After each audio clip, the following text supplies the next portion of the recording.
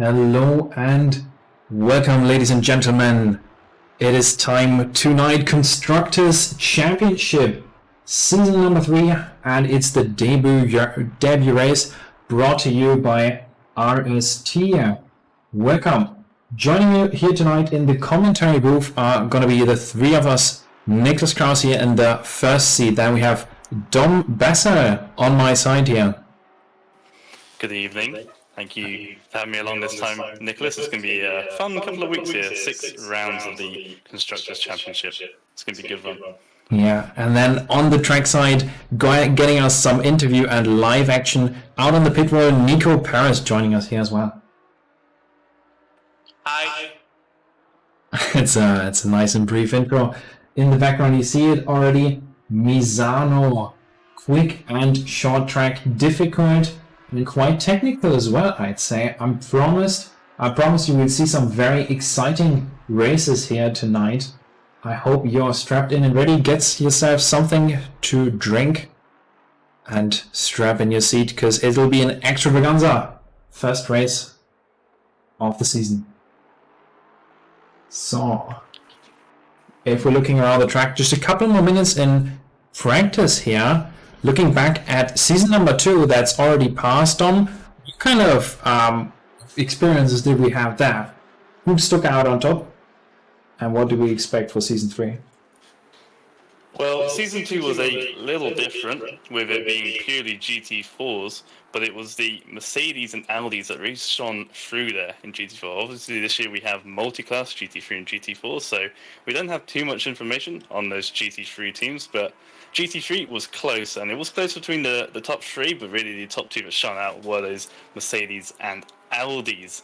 This year, again, a little different. We've got some team principals here managing each of the teams, and they've got a little bit of extra power to decide some votes going into the future. We'll talk about those, I'm sure, in a moment as well. It's going to be a tight season in GT4. GT3, I'm sure, is going to surprise us along the way too.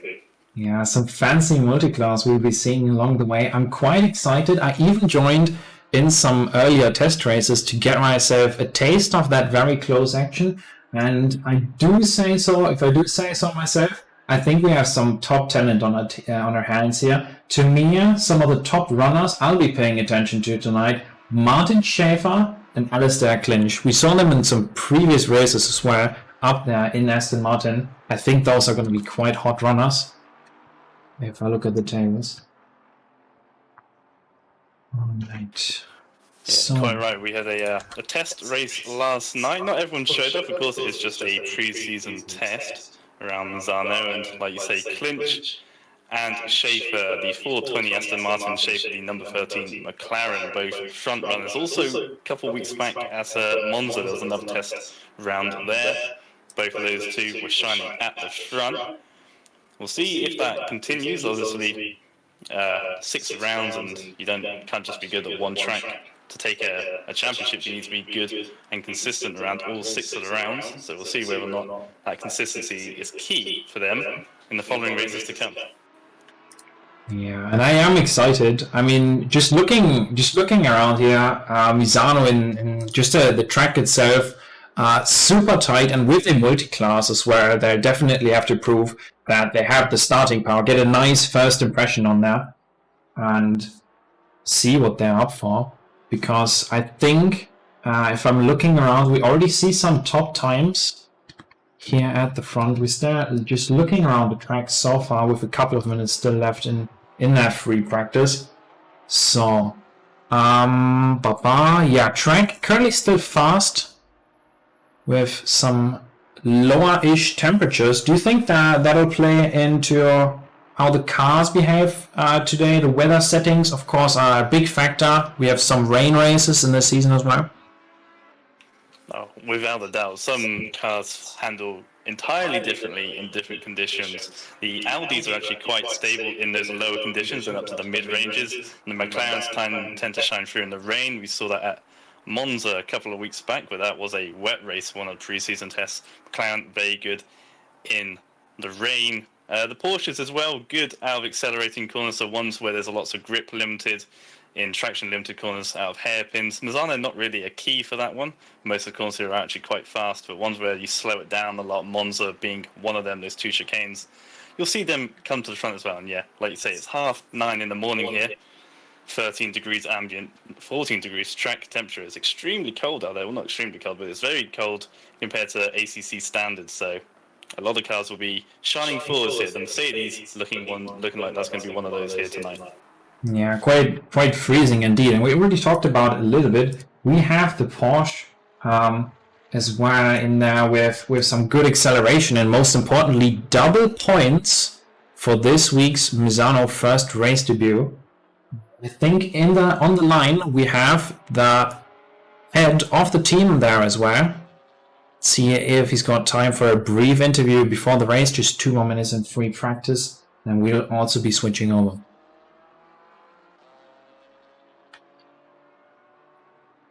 Yeah, there's one thing that's surely shaking up this championship to the rest is the emphasis on the team principles here. 6 manufacturers, 6 team principles, and what's new for this one is the bonus round.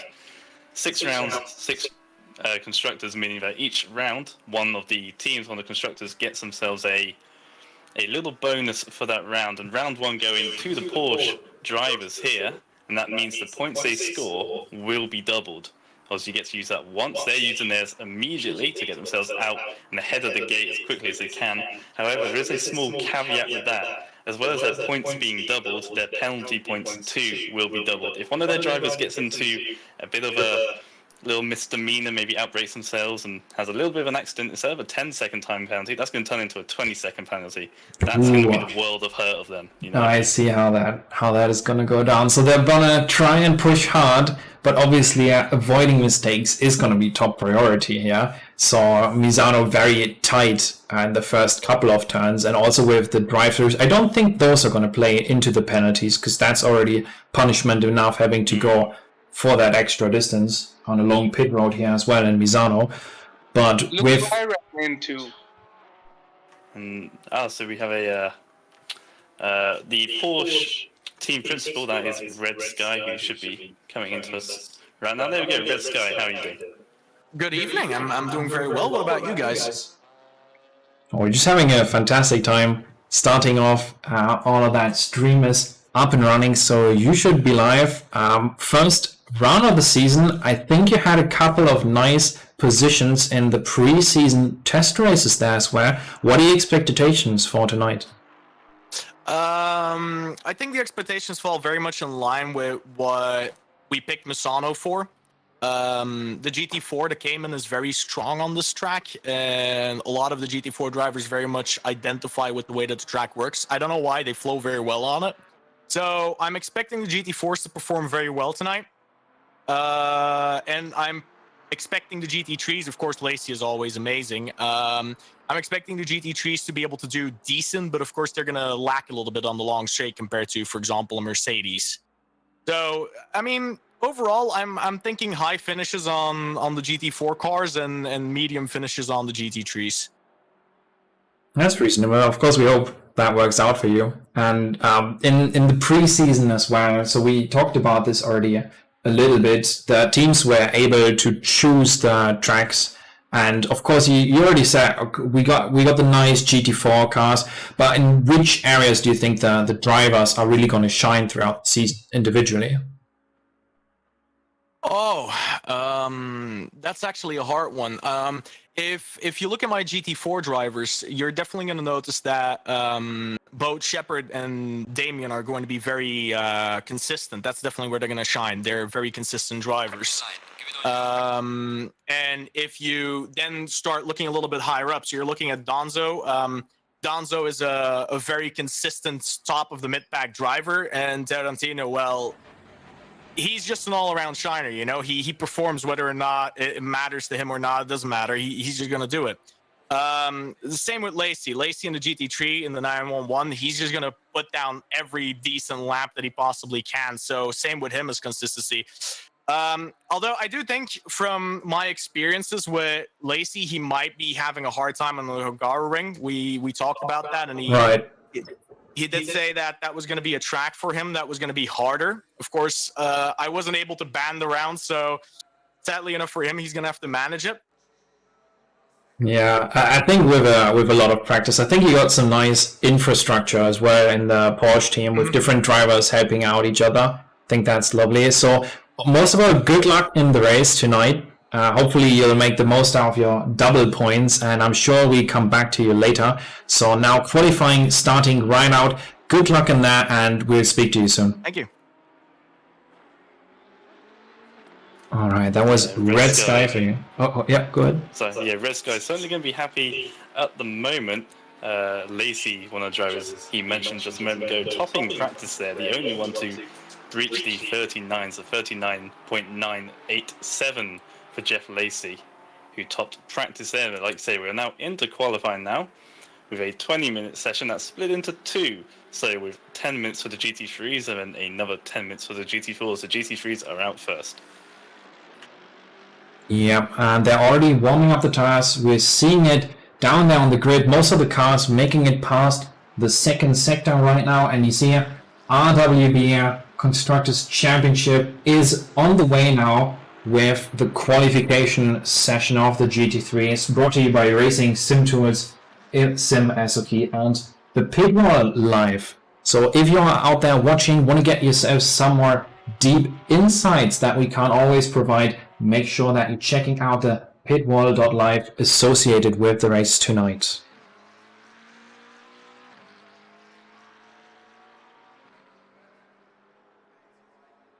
So the first few moments, qualifying tick down. Of course, the first few minutes are just the outlaps and the drivers are getting those tyres up to temperature. A lot of them weaving around as it is still extremely cold out there, 14 degrees track temperature. They do need to work a little bit harder to get those tyre temps up before they start pushing on their first laps here.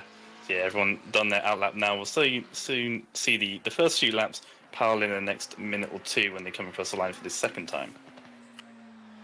Yeah, currently following along with Martin Schaefer, who said McLaren want to be watching that a little bit here, but let's actually go ahead.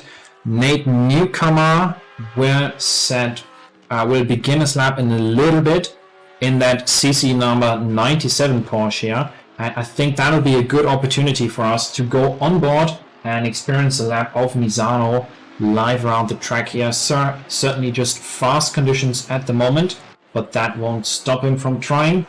Let's go on board and enjoy the action. One lap of Misano coming right up.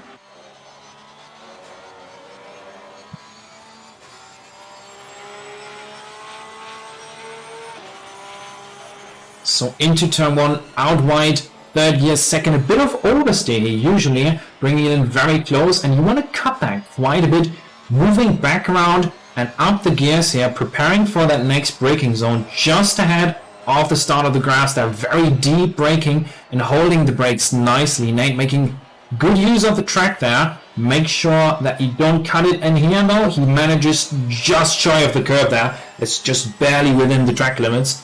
Beautifully done following Jethro there. Currently sitting in P5, looking to improve that perhaps. Braking at the 100 board. Leap into the apex there. Very nice and late braking, and he does get a squiggle there. Bit too much torque on the rear wheels for them to follow along. Now braking and turning into here. First gear, and try and keep it as tidy as possible as we get a nice run on this long back straight here. Up to 252 kilometers. That's what we're going to be looking for here. He's up 0.3 on his time right now. And now this next braking zone is a tough one. Holding fifth gear for a long time here.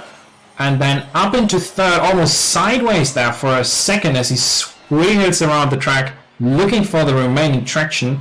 First gear quite tight, and now almost flat for this last section. Making sure to put the tower nice and early, just shy of the 50. And in that, he does miss the apex a little bit there. It's going to be an invalid lap. But regardless, a speedy one at that. Very nice drive regardless. You can see how hard he was pushing all the way through the lap there. Lots of moments of oversteer throughout the entire lap. Obviously the big one coming into the final sector there, getting it all crossed up through the double right-hander.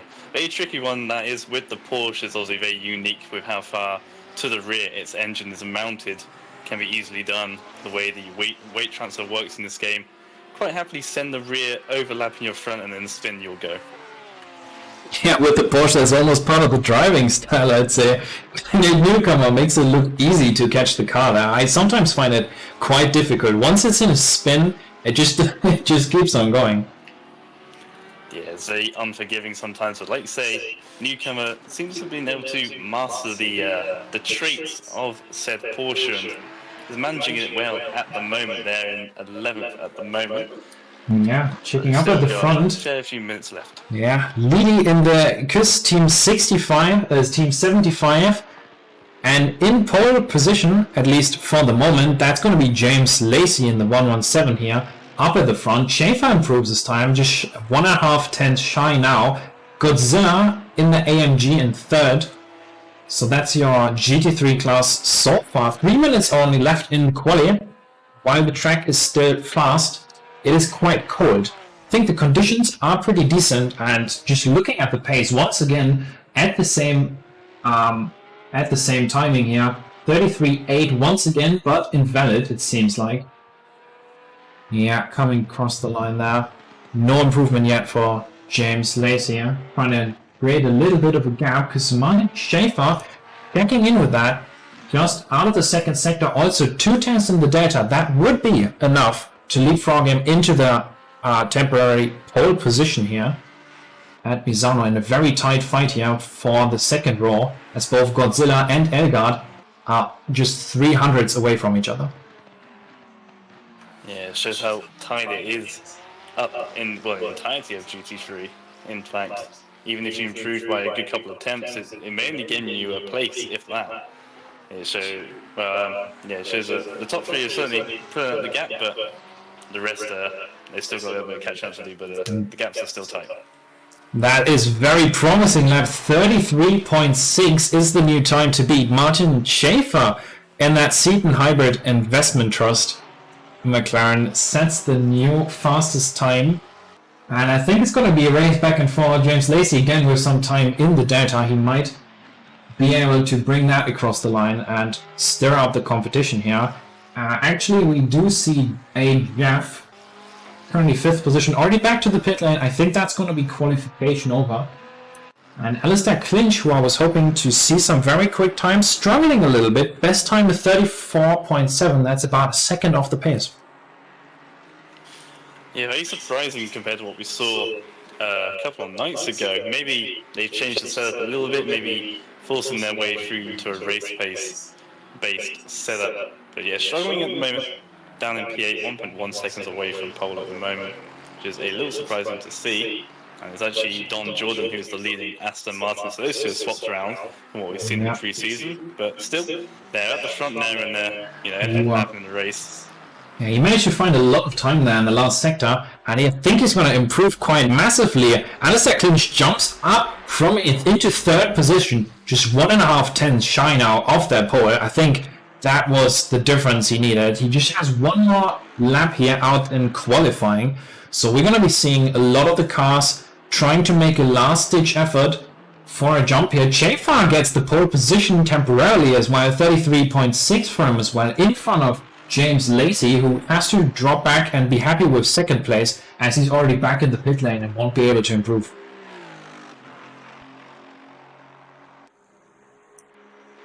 Quickly checking on Don Jordan here in the Aston Jordan Racing number 999.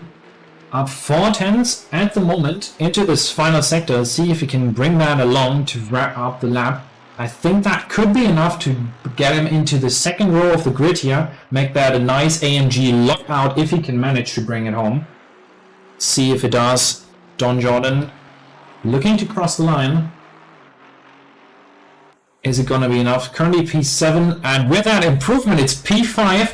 Not quite splitting himself, the AMGs into that with the final run of his qualifying. Final cars out on track, Guillaume Mars in that GMR. Out there looking to also improve potentially by 3 tenths. And that would be a nice improvement if he can get past that Porsche for race position here during the qualification. So these are the final flying laps of the cars. Go ahead. So we just had a BMW, I'm not sure who it was, but someone going wide out the final corner, had to park it on the turf. I think they were up, however, pushing it a little too hard over the final corner and invalidating their lap there. Yeah. And Giamas manages to join his teammate. They are on the third row of the grid. So after just 2 tenths between P1, 2, and 3, and then there's a little bit of a gap, and then there's a close second pack there as well. Quite certain, being led by Godzilla, then it's going to be Don Jordan, Giamas, Mark Ergard. That's for your GT3 quali. But let's not forget, we also have the second class of cars here already warming up their tires, which is quite a feat. In those GT4 cars we'll also be seeing on track in Misano here tonight. So, Dom, do you have a favorite? What's your GT4 of choice? GT4, well, to be honest, I'm quite a Ginetta fan. Alas, there are no Ginettas here, so a little bit sad about that. If I was going to go for one, I think who we saw was quite prominent in the preseason test, maybe Peter Varga or Sullivan Schlatter. Like we heard from Red Sky earlier, is it Kevin Shepherd who's in the Porsche GT4? And like you said, Porsche is apparently quite good around here. Can't sound too clued up on Misano track knowledge, but we'll like to see what he does here in the first round here. Obviously, a bit of extra pressure with the double points bonus for the Porsche team this weekend. So something I was actually following yesterday, during the day or evening I should say, is the MSR. They have a couple of very quick drivers in there, and it's all GT4 Porsches. It's an entire league. It's an MSL Series Cup. They have Aris, which is part of the development team actually. I think they also have Jensen Button and a bunch of esports drivers too. So very nice to see. I think they were pushing 41s in quali here as well. However, the track conditions were optimum, so that's probably to be considered there as well. Yeah, and also if they're running Porsche Cup races, then that's also their forte without a doubt. So if they're the ones that've got the most knowledge in those cars, it seems like they know that GT4 better than anyone else probably would. So definitely expect some good things from them this weekend and for the entire season for that matter. Yeah. So I was following that on your screen as well. Claudio Algeria going a little bit wide in the AMG out of turn 5. I think the AMG GT4 has a lot of strong moments when it comes to the straights. Just quickly checking out, Joshua Barton is going to be the first car out there to set a valid lap. That's going to be the 46.4. That'll be your golden standard for now, as he's quickly swiped away there. Emil Sjöblom, the Swedish names there, they'll probably get me. Managed to get ahead, but then once again is beaten by none other than Radek Schüller, who we already talked about, BMW Motorsport 96. I think we're going to see a lot of him in this season in that beautiful Jägermeister livery. Yeah, the sun is a beautiful livery too. Bright orange, very hard to miss there, and he's going to be shining that car at the front as much as he can. BMWs, I did forget to mention, I think it's because I kind of have a hatred for BMW drivers in the real world, but I sort of neglect them in the sim world. But of course, the 96 and the 123, both at the front there. If we're going by teams and their prowess, and BMWs at the moment looking the strongest when it comes to points for the championship contenders. Yeah, and one of the drivers we didn't see a lot of during the test season, but now is shining with a temporary pole position, just about a tenth quicker, is Bart Matja in the Connection Lost 55 AMG, yeah, setting the new fastest time in the GT4 class. Because there's still 5 minutes remaining, track is now actually optimum, so the longer they can stay out there and continue setting valid laps, the easier it'll be for them to improve, I think. Of course, a couple of banker laps already being set, and now that the tires are warming up on a couple of the cars here, I'm sure that we're going to see some very big improvements here over the course of the next laps. Nice improvement there, I think. Did I already miss that? Yeah, Joshua Barton managing to jump a couple of positions And let me bring this up in class here. There we go. New fastest lap. Schuller sets the 42.2, which is 5/10 quicker than what Christoph Verstappen was able to get. Yeah, everyone seems to be having a one-up on everyone else. It's Verstappen, then it's Major, then it's Splum, then it's Schüler, then it's Wagen. It keeps on switching at the top there. Everyone being able to put one hand above the rest here. We've still got just under 4 minutes left to go in qualifying. 2 or so laps left for everyone two more laps, 2 more chances for everyone. And I'm sure those times will get beaten at the moment. But Schüler, who almost got beaten there by the 55 Mercedes, who just goes into P2 in GT4, has a half-second gap to P2. So that BMW is really hauling there at the moment. It certainly is. We do see an improvement now. Damien Wilk, we've been following, jumps to what he was P7, but Barnett takes that spot from him with just a couple hundreds to spare. Now P8 in class, and I'm a bit surprised. Porsche 1.5, 2, almost 3 seconds off the pace there, with Tarantino not yet setting a lap at all. I'm a bit puzzled. I hope there's going to be some improvements coming up, because there isn't too much time left in the qualifying.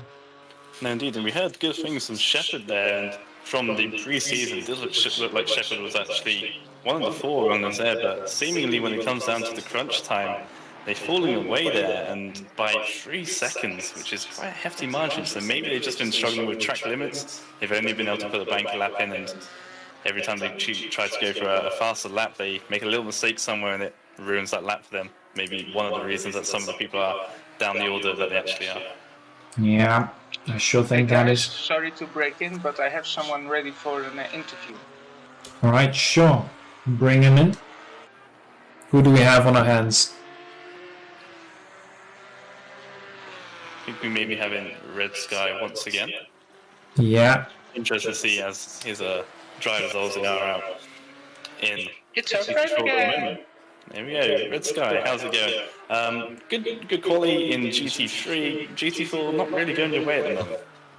No, I've noticed Tarantino is currently struggling a little bit with putting down a valid lap, it seems, because he has gone around the track a little bit. There we go, that's what I was He actually comes in, gets that P6, 1 second off the pace, nothing that he can't do, but I think that's going to be the final lap for him. He just about crossed the line, maybe he can squeeze out a second after that, but Jacob Tarantino right now sitting in P6. Well, it's good that he did set the lap, and is a little bit out of harm's way now. Yeah, I'm not entirely surprised about the fact that it took him a few laps to get, warmed up, because Jacob did have to actually miss the practice session because he came home very late today. So I was running a little bit on fate, seeing whether or not he would be able to put one down. I'm very happy that he actually managed to, but he's absolutely not warmed up yet. So I'm curious to see what he's going to do in the race. Yeah, I think over the course of the race, it's probably gonna settle into the rhythm. Of course, it is difficult to get past very easily in the first couple of laps. Of course, we don't hope for any sort of GT3 incidents, but it's easy to get the field a little bit mixed up. Quickly checking in. Gilbert Wood actually setting himself into P4 there, almost missed that. 42.9 is enough for P4 for him right now. Dom, do you want to go ahead? Oh, so it's actually just changing camera angles there. Oh no, I mean like in terms of the interview. Well, I have a quick question for Red Sky, if I may. Go for it. Go ahead. I heard a lot of trash talking between the Porsche and the Aston guys. What's that about? Well, I don't know if you've been keeping up with the news a little bit, but Aston for the longest of times had trouble finding a team principal. So I went ahead with some talks with the FIA on behalf of Porsche to see whether or not we could integrate the two teams and run as a singular team. And as it turned out, just at the last moment, Aston went away from it, but they're completely underfunded at the current moment. They don't have enough money to even pay their engineers the money they need. So I'm very curious to see how it's going to go with their engine throughout the entire season. That might be a tough one. They can't. But wouldn't it then be more logical to merge Aston Martin and Mercedes as one team, since they are both part of the Daimler Group? I mean, not gonna disagree, but those talks weren't being held, and I went ahead and pulled the trigger on seeing whether or not I could acquire another racing team. Yeah, fair enough for trying, but I wouldn't be surprised if there's a higher power at the leaders of AMG, the Mercedes team, but maybe sort of put a bit of an end to your talks there, maybe denying Aston Martin the opportunity there. I don't think they'd really like you sharing or having them share secrets with you. Obviously, AMG supplying powertrains to both AMG themselves, the Mercedes, and the Aston Martin group as well. Yeah, well, it was a far-fetched move, but it didn't work out. But it wasn't actually the Mercedes group that put a stop to it. It was, in fact, the RWB FIA. Ooh. Now, the gods of our sport here. Surprised that they did that, but, you know, sometimes gods work in mysterious ways, and there's not a lot we can do, us mere mortals, to put a stop to that. And will this battle between Porsche and Aston Martin get bigger? Like you said, Aston Martin is part of the Daimler Group with Mercedes, and you're part of the Volkswagen Group with Audi. So might they get involved? I'm honestly not too certain about that. It's gonna come down to what's gonna happen on track. I mean, I definitely know that Jordan isn't all too happy with me, seeing as I signed one of his better drivers away from him. So, I mean, it's same with Nate. You know, we had a last minute transfer at the very very last moments, and that was a reserve driver for Mercedes as well. So I know Elgard isn't too happy with me either. So we'll see how it goes. You know, he was trying to sign the guy. No, So a little bit of science. Go ahead. Oh, sorry, go ahead. No. You good? I say with such decent talent around here that it wouldn't be far-fetched to see that a lot of people would be going for the same talent now. Obviously, everyone wants to have the best of the best, and obviously you've ended up with people that other people have wanted. I'm sure that's happened across the board in GT3 and GT4, with people snatching others from or away from where they once were, or from where other people wanted them. And well, you're obviously going to have a bit of a target maybe on your back from the MG squad and the Aston Martin as well. So if you beat them, you know, in this season or even this race to start with, then I'm sure they're going to become more and more frustrated with you, and hopefully you don't fry any tension there, don't burn any bridges, but keep it civil and have a good race, and I'm sure the best will come out on top there. Absolutely. Completely agree with you. And as we turn our thoughts to the race there, Aussie on the grid now, we've got 2.5 minutes left to wait for the session to start. A mixed bag in qualifying. Obviously, Tarantino thankfully getting he's gone.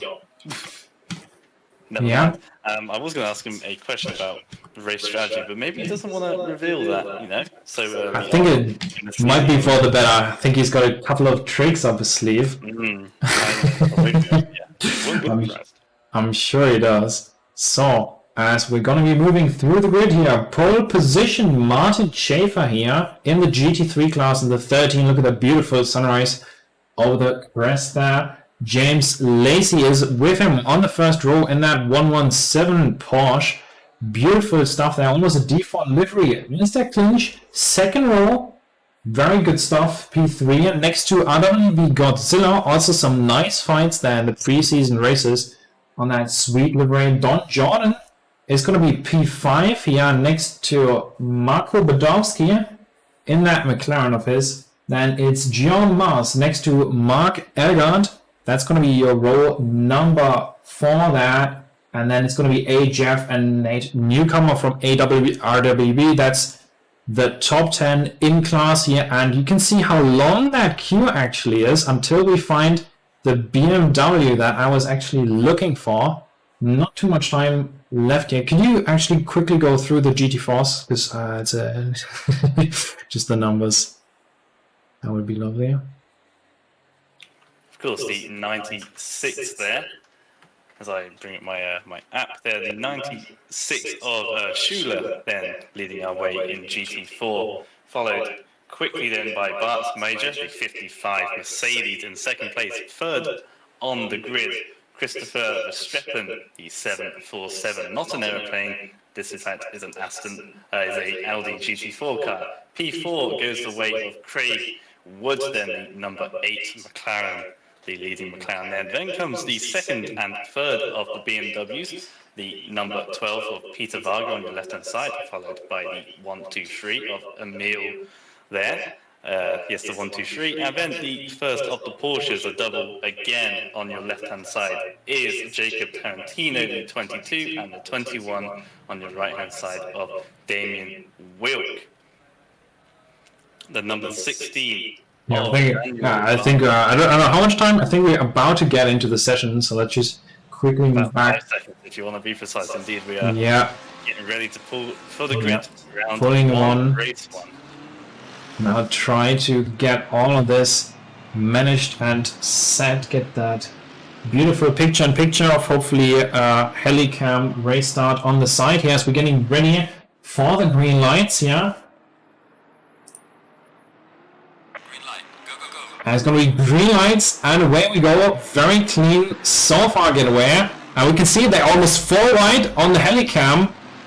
Down there into T1, a little bit of a squiggle there for the Audi. And let's jump over in here and get a top-down view on that.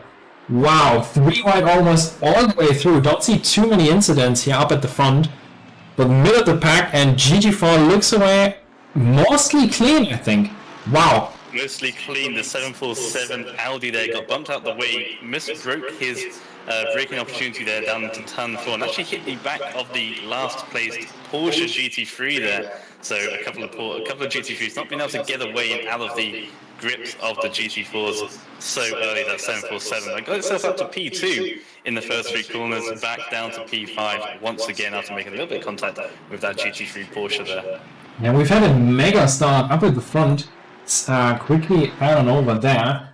I'll have you down at the bottom, and we see a change in lead, and big time. The BMW is gone, and leading the pack here is actually Alistair Cleach ahead of Martin Schaefer. Let's bring all of this back online, get you the HUD that you deserve. There you go. Clinch ahead of Schaefer, then it's Lacey and Godzilla, and the BMW up at the wait. I'm actually confused. No, Lacey dropped back. Lacey and Schaefer, and then Clinch. Got it. I'm confusing the GT3 and the GT4 class. Sorry about that. A bit of a contact there, and actually an Aston, I think, spun. Do you reckon which number that is? You can quite see which number it was when Aston coming to blows with one of the Porsches there, and the Aston definitely coming out worse there. They've dropped down the field a little bit. I can't say who it was though, but they might have dropped down to the back of the field there, unfortunately for them. Of course, everything's so tight at the start of the race here. 48 cars out on track. There's bound to be a little bit of contact somewhere along the grid. Of course, it's not wanted for any of them, but can't quite be helped sometimes with so many cars so competitively too and so close together on track. Yeah, they're fighting hard for a position here at the GT4 class as well. I don't want to miss most of that. And you can see what a beautiful conga line they're forming in the middle of the pack here. So we're seeing a couple of the cars already pull away. Let's get you the timesheets in here as well and see how close all that fighting is here up at the front. Quickly checking in here, 410s, and the field starting to a little bit separate. Not too much. It's still, honestly, one of the tightest race starts we've seen in a while. No, and the exception clean too. GT3's got away very neatly, apart from a little bit of contact with that last place GT3 Porsche. We're seeing it is side by side, sorry to interrupt. Zari big contact there. Shoving the AMG out of the way. There's probably going to be some big consequences there. I'm not sure how intentional that was. They were beautifully side by side. And then with one slight mistake, I think that Sanyo Alpha pushing it out of the way. What a move. Up in the front we see a lot of the Aston Martins and a little bit of teamwork here, almost Don Jordan offering to Dumas the inside there for just a brief moment, making sure that nothing goes out of the way there. Marco Badowski also on the hunt here. for Godzilla, just as Schaefer seems to be at the very back of clinch. Very difficult to follow all the action that's already happening out on track here. Yeah, without a doubt. Of course, that contact between the two engine suppliers there, or the shared engine suppliers, definitely not warranted at all. I'm sure we can bring up a replay of that later on. I think the Mercedes just got a little bit loose there, and I think the Aston maybe trying to cut a little bit too far to the inside. Yeah. A bit of unfortunate contact there, but GT4 is kicking off a little bit here. Daniel Barnett under pressure here from the Audi then of Craig Gilbert Woods here. They're battling over 5th and 6th at the moment. Yeah, bring that battle up, and let's actually quickly jump on the onboard here, see in that Daniel Barnett is seeing right now, and he's seeing the inside there of the McLaren, which is absolutely censored on him, but with the switchback, great thinking there. Daniel Barnett in that 16, avoiding contact as Gilbert Woods really wanted the position. Let's see if he can get it right now. He's going a little bit wide out here. Let's have a look at that, and now I think that's going to be the move done for the moment. I think Greg got that position and moves into what is essentially a P6 in class.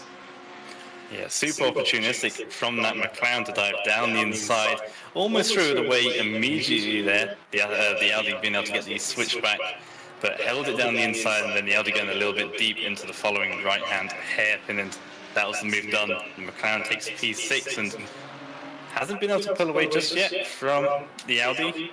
We'll see whether there is another. It smells like a little first rivalry. They're fighting very hard, and he's sending it quite out deep. I think that's going to be the gap wide enough for him to maintain that position. Quickly checking up a little bit around. Two teammates here. Mark Elgard, I think, has a very nice run on his teammate. Or that is going to be Carl Newis. Is he going to go for it? I think, yeah, no team orders there. McLeod sends it side by side, just around the inside, and has enough room to make it stay, moving up into P16. Yeah, seeing the other teammate there come down the inside, and you're not going to challenge that, not in the first 15 or 5-10 minutes of the race, in the first round, in the first race. You're not going to even bother challenging for that. Maybe a little bit of team orders, maybe not, but even so, you see your teammate come down the inside, and maybe they are quicker at this stage. Of course, the one mandatory pit stop also needs to happen as well at some point. Right. Yeah, so I've already had a little bit of a talk, of course, with the FIA coming into the season to get myself informed of what's going to be happening all around the track, and honestly, their statement was it's to throw a wrench into the drivers' running positions. So it isn't that to really help them. They have to refuel. Chances are you might forget the refuel at one point in the season. You might go into quick in the pits. You might not nail the pit stops. So it actually, maybe you even have to reverse in the pit lane or something. It's just really to mix up the things. 2 races, 35 minutes, and Martin Schaefer to the inside of clinch there for a brief moment until he thinks better of it in that fight for P1 up in the lead of the race. Yeah, not doing that time around. Yeah. There appears to be a echo from Dom and me on the RWB stream. All right. Coming from you. Let me look into that. Yeah, it's just a heads up there, Nico.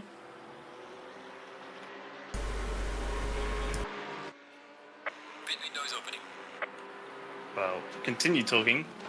Regardless, as you heard there, the pit window is now open. They have 20 minutes there to complete their one mandatory pit stop, and of course, like Nicholas just said, only fuel needs to be taken. It's a bit of a nuisance, this. It's a 35-minute race, and we have a mandatory pit stop. It's completely unnecessary. Obviously, they're just trying to throw a wrench, a spanner in the works, make life just extra complicated for our drivers here tonight.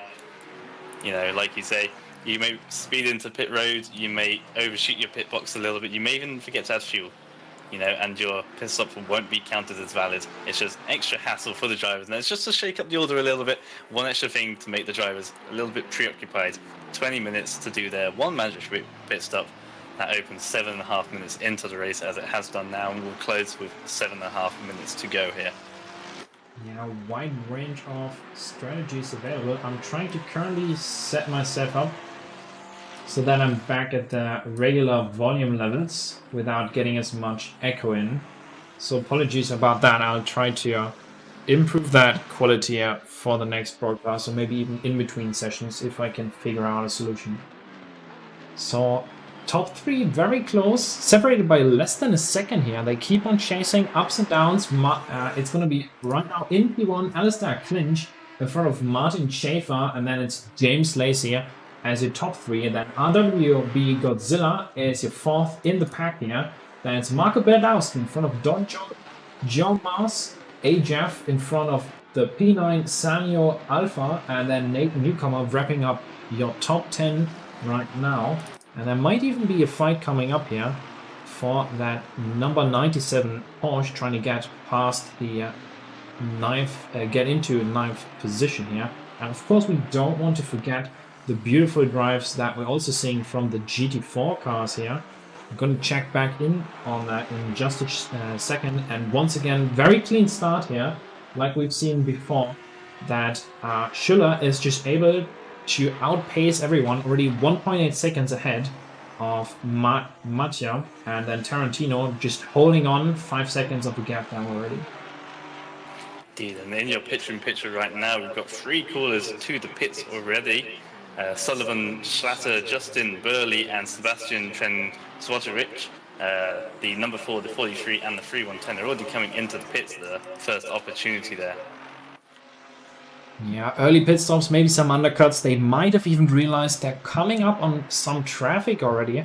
I could see how that becomes a factor here very soon. And you see Algard already out of the pits and probably stuck in a little bit of GT4 traffic here as we're switching over right on there. He's very much in the middle, going just quickly to the outside there of that appears to be Peter Varga, and already passed that in the McLeod. So I think he kind of played himself there a little bit, coming into the pits as early as he did. Yeah, extremely confused about that one. I would have waited at least another 10 or 15 minutes, so give yourself that gap that once you complete your pit stop, you would be ahead of the GT4 pack. You know, you're spending extra time, unnecessary extra time, having to get past these slow GT4 cars, and quite frankly, there's no reason to do that when you could just do your pit stop a little bit later, wait for those GT4s to make their pit stops, and then you can do yours, and you come out and clean air and not to deal with those slow class cars. Yeah, and what we're seeing here right now, Jonas Red, is actually the battle for P1. It does look like it's the battle for P17 actually. Very tight, but the liveries are so similar. I almost mixed that up. And in the middle, and traffic. Oh, he spins the GT4 wide, and that's a bonk on the wall. I think that actually was, yeah, Sebastian Terenkovic in the AMG Motorsports 4, who's been spun around, unfortunately, there by Magnus Dahlgren. In there, getting a little bit feisty. He still has to serve his pit stop. Maybe that'll be a penalty on top of that, depending on what the stewards think. Quick check, and I think there's cars side by side on you there as well. Feel free to let me know if there's any hot action that you want me to follow. Indeed, one thing we did just see though is the number 15, I believe, Jack Mason, who got called out whilst in traffic there, trying to avoid a GT3, and the GT4 there of Mason having a bit of a moment and running a couple of wheels in the gravel, managed to get it back up, but carried on. But you know, this is extra things you don't really want to be having whilst dealing with traffic. And there's a GT4. It's really the GT3's responsibility to get past that GT4 cleanly. And yeah, annoyingly for Mason, that GT3 didn't really respect him on track that time around. Yeah, that's probably something that they're going to be talking a lot about. So previous seasons we had a GT3 only, a GT4 only. Multi-class this time around poses a lot of new challenges to the drivers in addition to just their driving. So Jack Mason into the pit lane right now. Top of the pack, still pitted, seems to be going the long way around. I think there was one undercut attempt by the McLaren driver whose name is Martin Schaefer in that number 13. You see him currently in 18th position, but with a nice gap, should get some clean air and perhaps perform an undercut here. 40 minutes still in the pit window. Nice fight here. Ooh. Side by side there. 3 wide actually. It's all for position in that fight for P3. RW Godzilla manages to pull out ahead. There's a little bit of contact there as Jordan and Badowski don't want to give each other any room at all. Beautiful stuff, and he's the third going through the middle and making the pass there. What a move by the AKKA ASP team driver. Yeah, that was a tense moment there as they go 3 wide, coming down one of the mini straights we have here at Misano, and they're still close together here. And well, we wonder if any of them, maybe the train of the pack here, the car we're riding on board with, maybe goes to the pits to try and get out of it. No, the McLaren goes for it. I think the car we're riding on board here with was about to do that, saw the McLaren go in, opted out. Yeah. And then they're going to do one more lap, see if they can actually gain the position before they're heading into the pit lane. Wow, what a move, and he's clearing a gap now. Bit of a traffic situation ahead of him now. Oh, I really enjoyed that. That was beautiful. Yeah, that was a good moment. Of course, they only had 5 or so minutes of clean air, and now it's just traffic for these guys. For both GT3 and GT4, the salvation of having a nice open road and only same class cars to deal with is now since gone, and they're going to be spending the rest of the race now dealing with the slow class cars, and also those GT4s will be doing the same. Is that some dropping off a little bit from the Mercedes up ahead? Yeah, I think that there might have been a shocker, a pace moment. Maybe the tires saying hello for a brief second there, as that was. I think just a tiny tad of contact, but very clean stuff there so far. And with the GT4s now all involved, I think we're gonna see a lot of very close moments just like that one if they want to continue fighting for position. Checking in here with the front of the pack here, Alistair Clinch still leading by just shy of 5/10, and they're approaching a battle here where James Lacey, the car that we're following right now on the 117, sees 2 of the GT4s up to the pit lane at the same time, almost synchronized as if they had practiced that. Very tight stuff here at the front. Yeah, you saw how much that Aston Martin got held up there out of the penultimate corner. Shows how crucial being able to deal with traffic here as the Porsche goes a little bit deep through turn 2 there. Misses their braking zone ever so slightly. Again, there's a Porsche up ahead here. Well, that held up the Aston Martin here. Not particularly, but will hold up the bigger brother of the other Porsche there. And yeah, not what he wanted there, James Lacey, whatsoever. Quite unfortunate. James Lacey actually being held up by that teammate. So one would assume, considering that he's in the GT4 Porsche there, Damien Wilk not quite making as much room, but unfortunately holding up Clinch just as much. So a little give and take here in the fight for P1. Considering the fight for P1 isn't so close in the GT4s at all right now, I do wonder if we're going to see a change of pace here in the second race. Radek Schüller leading in the BMW Motorsport here, first in the GT4 class. Hasn't yet pitted yet, but look at the positions here. 3 and 4 for Porsche, just as we were promised. And that's the first drive-through of the evening. That's going to go to Gilbert Wood, almost 20 minutes into the race here. And we do see the first drive-through penalty being applied. Yeah, super unfortunate. A drive-through penalty obviously coming your way if you exceed track limits or cut a corner on 3 occasions. And the fact that they've done that within half of the race is, quite frankly, quite amazing. They've been able to do that. Obviously, it shows how hard they're pushing, though, to gain a little bit extra lap time. But yeah, pushing a little too hard that time around. Yeah, very tight here. The pack of almost 6 cars there. You can hardly tell in the helicam who's which class here, really. I think that who's even leading that train. I think it's the Audi of Christopher Strappen there, currently P9 in class, then followed by Craig Gilbert Wood, Thomas Bubia, who still has to serve a pit stop. I mean, that's a very aggressive move from the Aston there. No time to spare for Don Jordan, who's 13th overall in that 999 Aston Martin. Yeah. Look at this corner here. There's 7, 8 cars all in one corner. They can't all fight for the same piece of tarmac, guys. You gotta share it. You gotta be, friendly and considerate to the others. One that McLaren's diving into pit road, thankfully. No generosity there for Emmy Sölbaum as he's being forced out wide there. Oh no, actually he is forcing Barnett out wide there through the ultimate turn. And then BMW teammate looking to the inside there. Considerate move, I like that. And I think the benefit of that whole situation is going to be Claudio Algeria, who just sneaks up into P10 in class. Yeah, I'm struggling to find a place to look. There's so much going on. Everywhere around the track, also we have a lot of cars in this one area.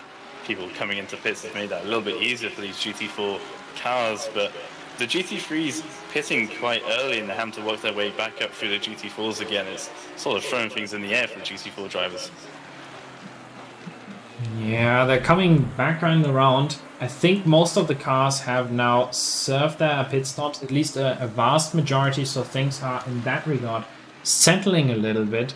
But of course everybody's pushing so much now, and with the GT3s in between there, we do see a fight, I think, for position there as well. 3 wide for a brief moment. Simon Trebek trying to hold on to that position number 15. He's just lost to Elgard as they're doing a little dance there around the traffic, trying to get slipstream while managing to go around. Wonderful. So, up in front, what have we seen so far in terms of the position gains? If we're looking up and the front here, some of the cars haven't pitted yet. Janis Lenz originally started in P17, finds himself in P4 at the moment, obviously jumping the pack by quite a bit. And I'm very interested to see where Martin Schaefer in that number 13 McLaren, originally P1, but then lost it a couple of laps down. Now, with the early pit stop strategy, will that pan out great for him, or is that going to be a shot in the dark? A couple of laps to go, I think, until we find out more on that front.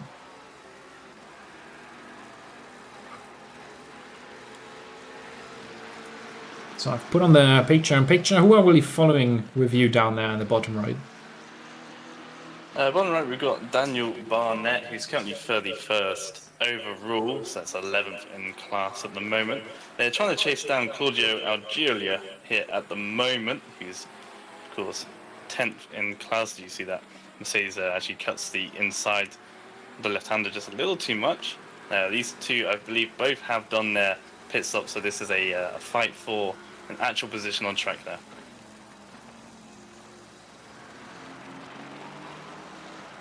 Naga, somewhat close here, I think the BMW with that extra 7th gear. Sometimes you really want that in the GT3s as well, but unfortunately we're not going to have any of that extra 7th gear juice. You sometimes want. I think the straight line speed on that thing, even if it doesn't use it all on this track, just speaks for itself. And the GT4 BMW looking very strong so far. I think very promising start for them during the season. You see one pit stop up at the front here.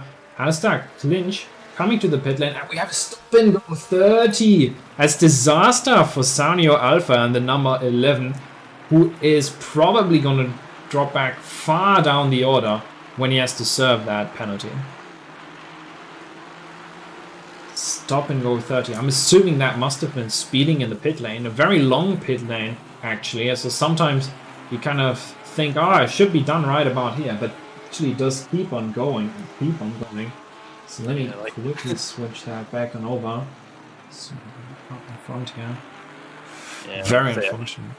I believe Misano is actually the longest pit lane on the calendar, apart from Spa, and that depends on not if we use the Endurance or the F1 pit lane. Of course, if you use the Endurance, that one is incredibly long. That one's pinning you out on the top of Eau Rouge and Radion. It's a very pit lane indeed, that one. And like you say about the straight line speed of the BMWs, the final 2 rounds, round 5 and round 6, were at Monza and Spa. Straight line speed capitals, those two. So expect them to come on song in the final 2 rounds of this championship. Yeah, we'll keep our eyes peeled. I think one of them is that a bonus round for them in there as well, or is that just regular rounds so far? What do you reckon? We could look that up later as well. So Alpha coming in to serve that extra pit stop, 30 seconds, and a drive-through at the same time. That's quite hefty, I have to say that. Kasper Nielsen, who we've been following, and that currently P16 BMW for the past couple of turns. He's looking to make his way around a teammate here in traffic. Around the inside. And there he's got the move. Doesn't look like too much of a cut. And another stop and go 30. People haven't been practicing their pit entry. It seems that's Lenz in the 777. Basically ending his race, the first of the two, on his own terms there. And the Pastor and Maldonado. Very unfortunate finish.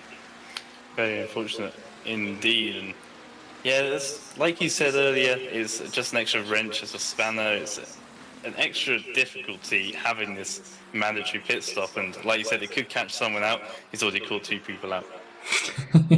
Certainly has already. Quickly checking in here in the fight for what is probably going to be some of the top 3 here. We are we are following Marco Badowski, is checking in on the rear end of Godzilla here, RWB Godzilla, in that 87 ahead. And by the looks of it, Schaefer made the undercut. He's 2.5 seconds ahead, so pit stop strategy just worked perfectly for the driver in the number 13 now.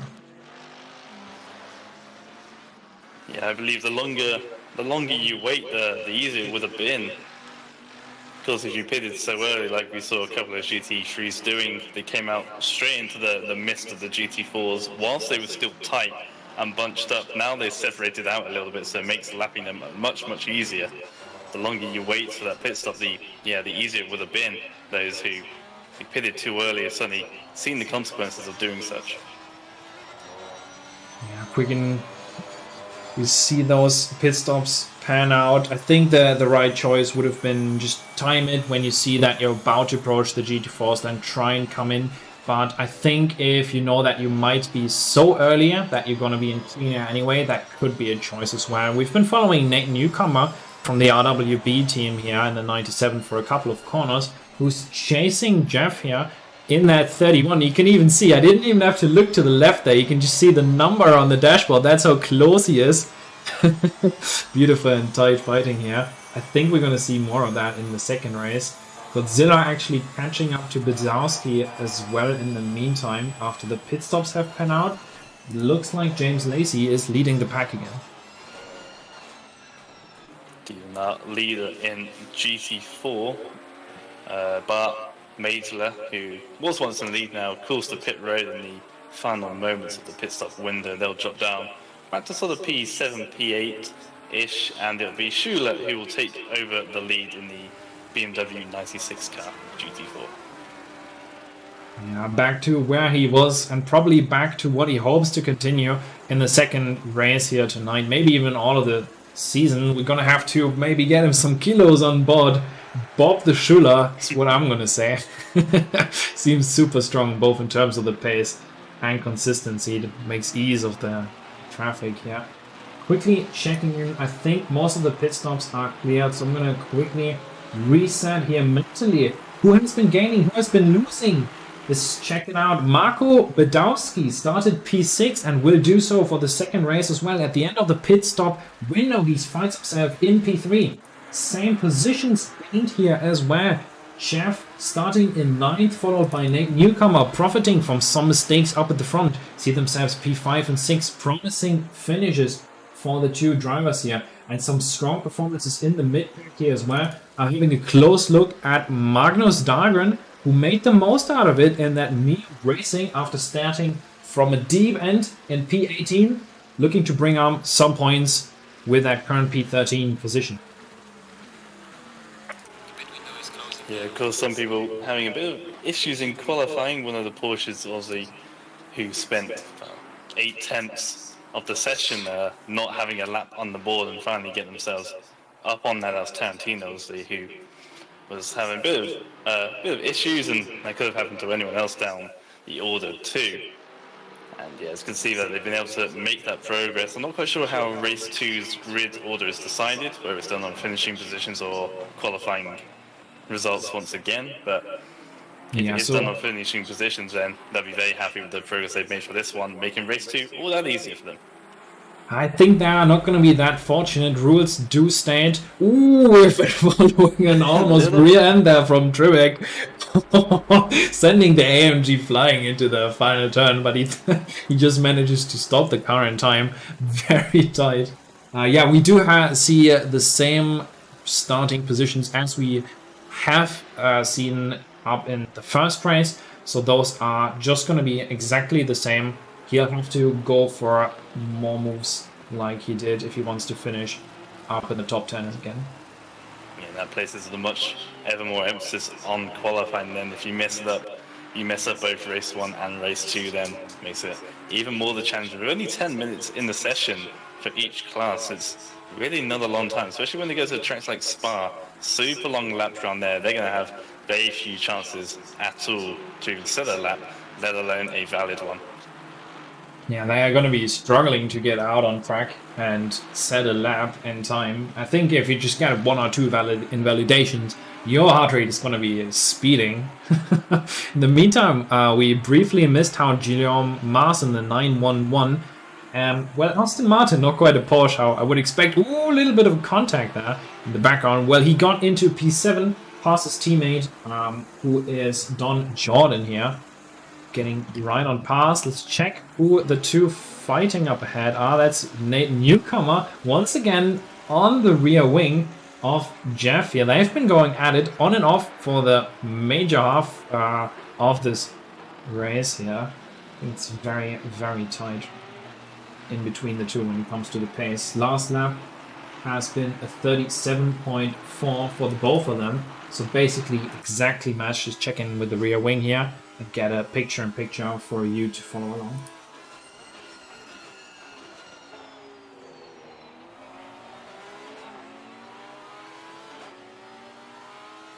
That looks threatening. The Porsche looking to the inside, to the outside. Oh, where do you want me to go? Any mistakes you want to make? The Belgian Audi Club Team WRT racer doesn't want to make any. We see him on the outside there for a brief second. Very tight racing we're seeing up in the fight here for P5. He wants to hold on to that. He wants to bring home those points, but the Porsche really is trying to force a mistake with just 4 minutes left in the race. Some yellow flags around the track. Seems to be a bit of an incident. That is not what we want to see about the racing that we're following here in that fight for P5. Jeff continuing to hold on just with this dear life. How tight is this? Extremely. Look at the picture-in-picture bringing you how much of the emphasis on the wheel work that Nate Newcomer is having to put in to the Porsche there, going for the quick double right-hander at the back end of the circuit, soaring away left and right of the wheel. Not sure which way you wanted the car to go through. Very much traction and grip limited in the aero loss behind the Audi here. Shows how much they're both pushing on here. P5 and P6 obviously the battle here. And maybe the Porsche is a little bit quicker through the first sector, where the rear engine allowing grip on exit then for the Porsche, but the Audi is very sturdy through the fast speed corners. Obviously we'll see Nate again as we go through the double right-hander later on this lap, how much he fights the car trying to get that thing under control. Yeah, and he's making it look easy despite all that effort. Jeff defending beautifully at the same time. He's saying none to all of those efforts that Newcomer is making. The background there, we also saw the drive-through for the 911. Just very, very unfortunate for him because it's so close to the end of the race. Only 2 minutes 50. It's gone past like a breeze. We of course still have to take a quick look at what the GT4s are doing there in a second, but I really don't want to miss if there is an overtake happening in the fight for P5. That was very wide there as well. Just barely keeping it in between the white lines, I think. Jeff hardly getting away if that wasn't a warning. Just, I think, 2 more laps to go. And he doesn't have a lot of chances here in Newcomer. He'll have to think of something creative if he wants to get past that powerhouse in that number 31 leading him. Well done. You see the defensive line there from the 31. The Porsche goes wide, has a bit of oversteer through turn 1, and we'll have to go for the cutback, and then the cutback again as we go for the right-hander. The 31 sticking it to the right-hand side, not allowing the Porsche to go to the inside. Leaves the gap, closes the gap. Does it very late, but does it early enough. Runs a little bit wide though for the right-hander. Can the Porsche nip to the inside? Leaves the gap, does the 31. A better line for Newcomer then, goes to the left-hand side. Surely has the better run out the corner. And this might be it. Yeah, side by side into turn 6 as newcomer looks to break very nice and deep here. Jeff has to go for the outside line, and I don't think there's time for a cutback here. He gets the grip on the exit. That's exactly what he was looking for. It looks like newcomer snatches the position and puts himself into P5 for now, but he'll have to hold on for dear life. There's probably 1.5 more laps to go. Oh, he's very wide there. Now there's traffic with the Audi. What's the GT4 Audi going to do? I think we know the answer, but he doesn't actually give the slipstream. He actually gives that to the Porsche, allowing him to just hold on. Look how he's squiggling through there. Oh, the tire's squealing for grip, and he almost rear ends him. He has to go for an evasive line, and that is the move. Jeff holds on to it. What a beautiful fight there for position number 5.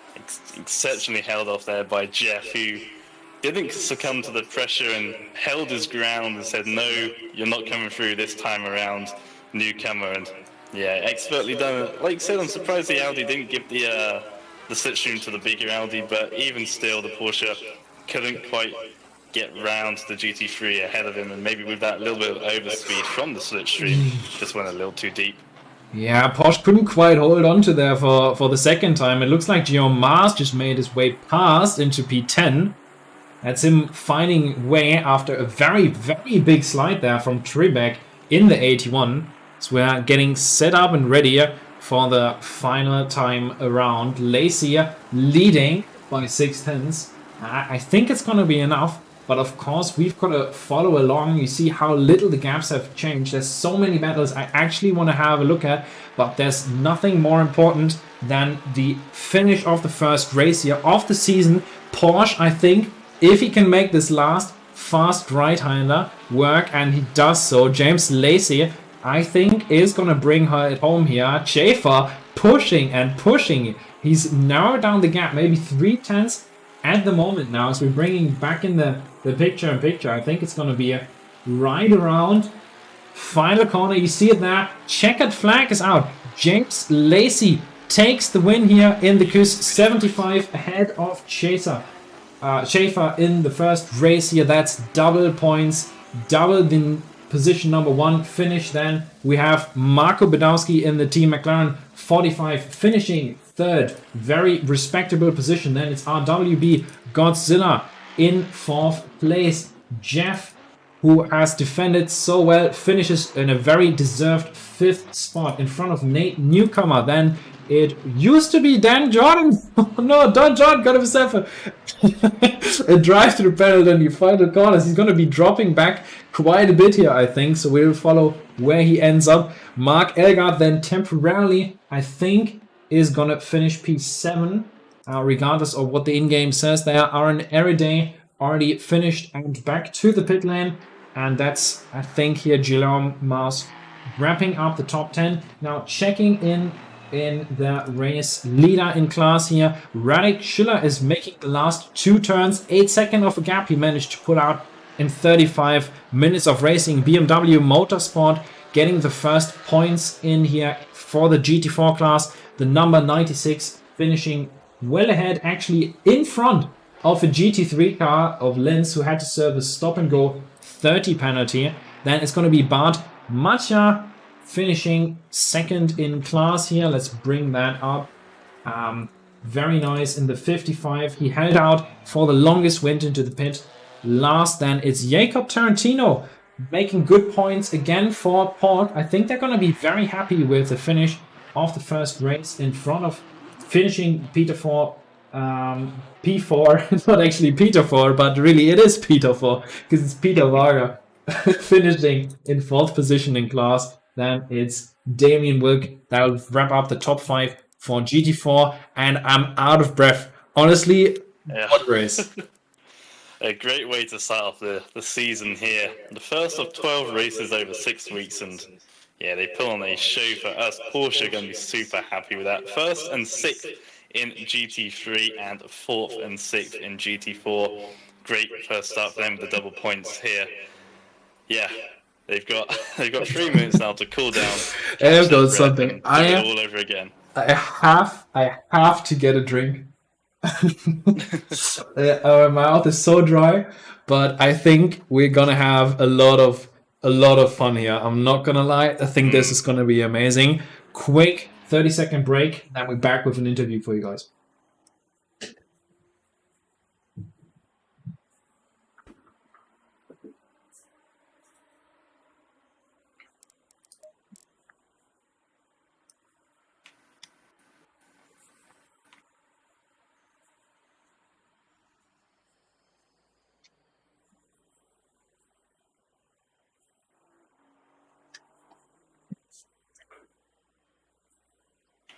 Nico, do you know where Red Sky is?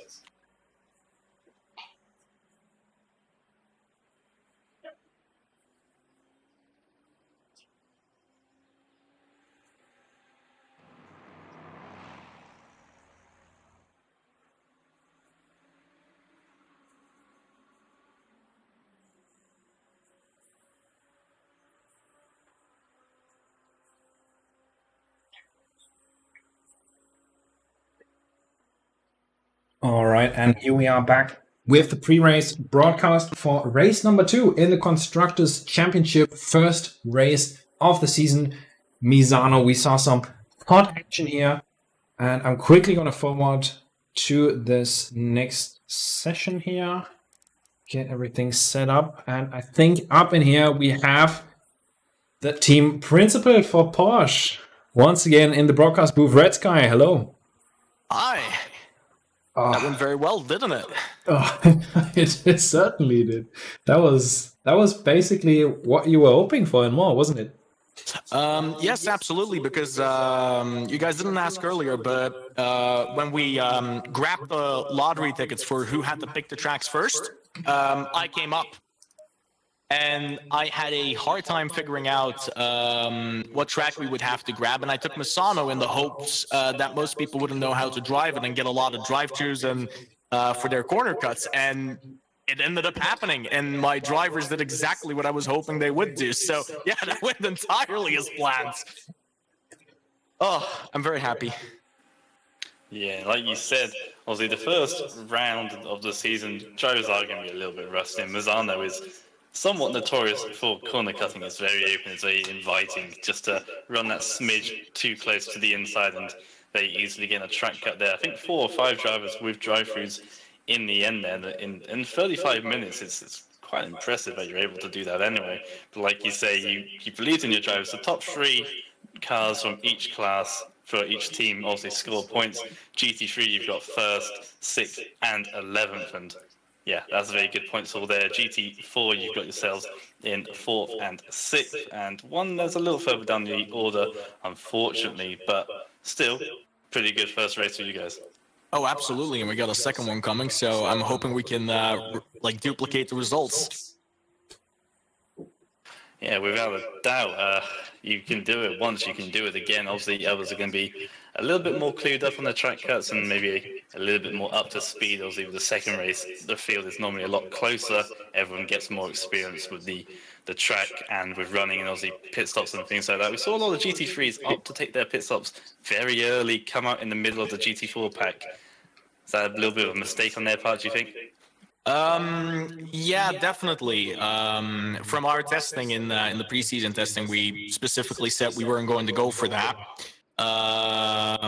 Specifically because of the fact that you immediately end up in the GT4 pack, and I think it played a very large part as well because Schaefer was stuck behind me for a good 5-6 corners, and that's a big pace difference between me and him. So he's going to lose space there, and he's going to lose on every other part.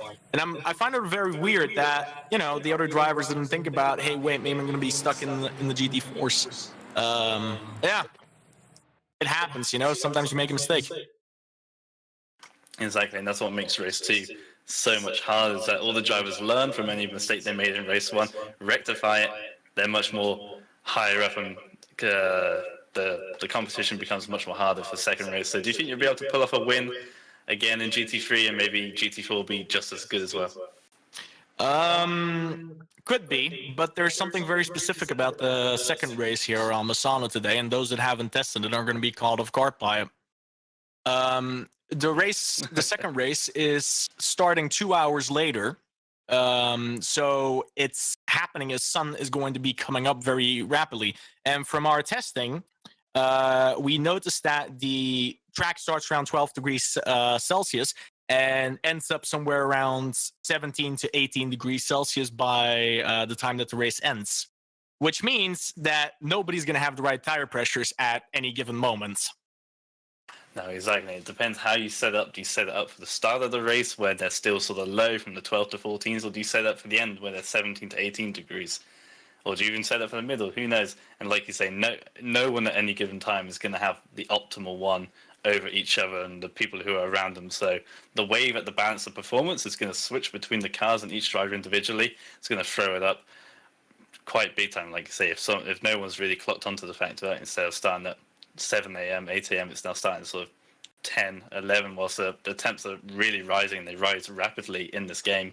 If they haven't caught on to that, then a lot of people are going to be left wandering at the back of the pack. Yeah, I'm really hoping that's going to happen and that we're not going to get too many mistakes or any issues out of it. Because I'm pretty certain that Shepard at one point did get hit by another driver. I'm not entirely certain, but it happened in the GT3, GT4 class overtake. So curious to see what happened there. Yeah, we do have some replays as well. I actually brought it up just now. Let's look at it again. So this time I do have the race start here from just above in the helicam. We can have another look. I think there was some positions gained quite early. Obviously, we have to follow how we got that Porsche up in the lead, which basically forced the McLaren to go into the pit lane a little bit earlier than expected.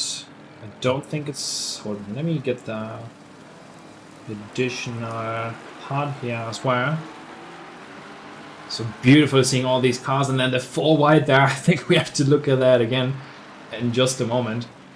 A very hard fight here as Clinch wants to go for position, and we do see that originally Lacey drops a little bit in the first couple of corners here, and very aggressive, very threatening aura coming off there from Clinch. He's really showing his elbows to the driver here, wants to let him know what's going to be happening for the rest of the race here.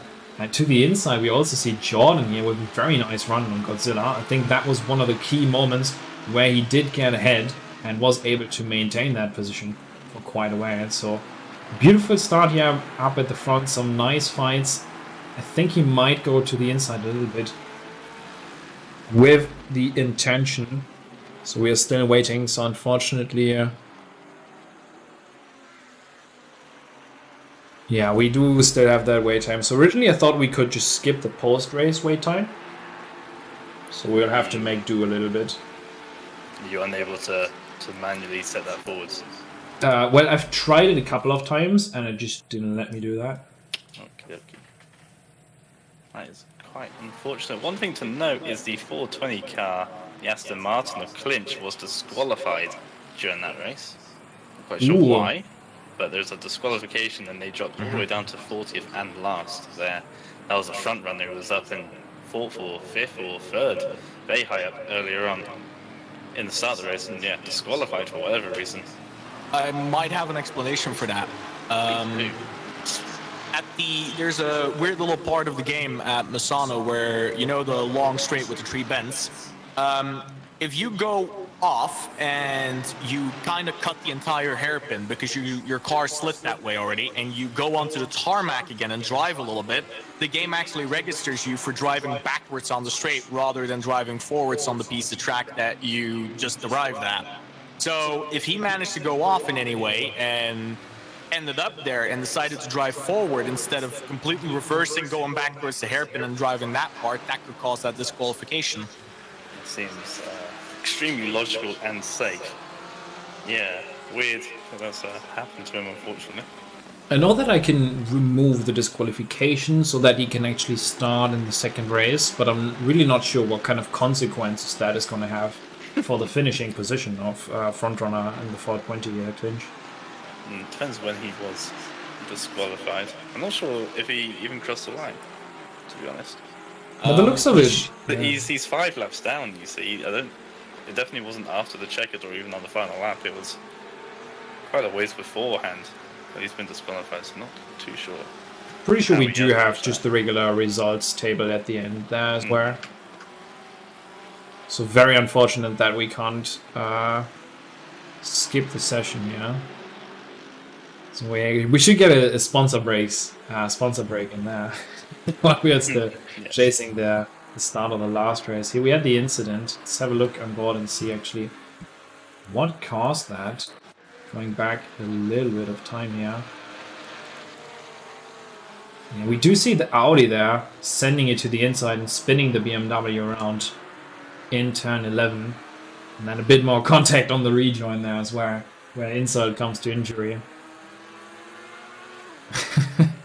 Yeah, Not the a start little that scrappy we're there in looking for. GT4. Obviously, those cars being that little bit more slower than GT3 allows for that closer racing, and with a concertina corner like that, two very quick right-handers that lead into a very tight and very slow right-hander, you're going through a very high-load corner and having to peel off that speed into a very slow right-hander. So easily done. The fact that you have 5 or 6 cars come very close and they all want the same bit of tarmac, but only one can have that tarmac, and like you see there just then, there's going to be a bit of contact.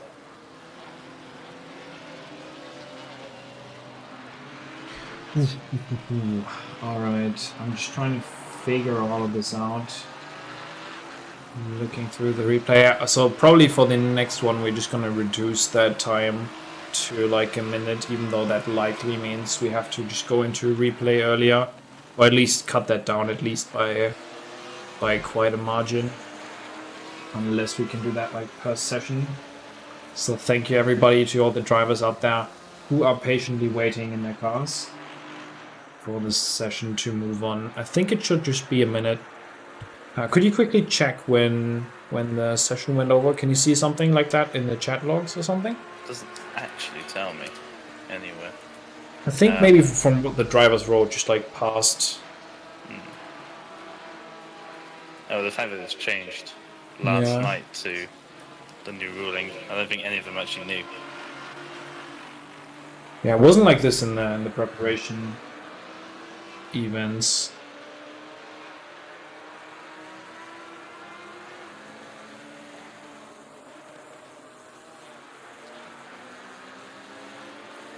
Right. So, once again, thank you for tuning in here tonight.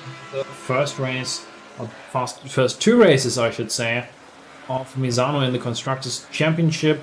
We did see some very promising racing here in the beginning. Let me quickly go over to your screen and have that on as I'm getting out of the replay here as well. I mean, all we've got right now is an Audi that somehow managed to escape out of pit road. It's just doing donuts on pit road.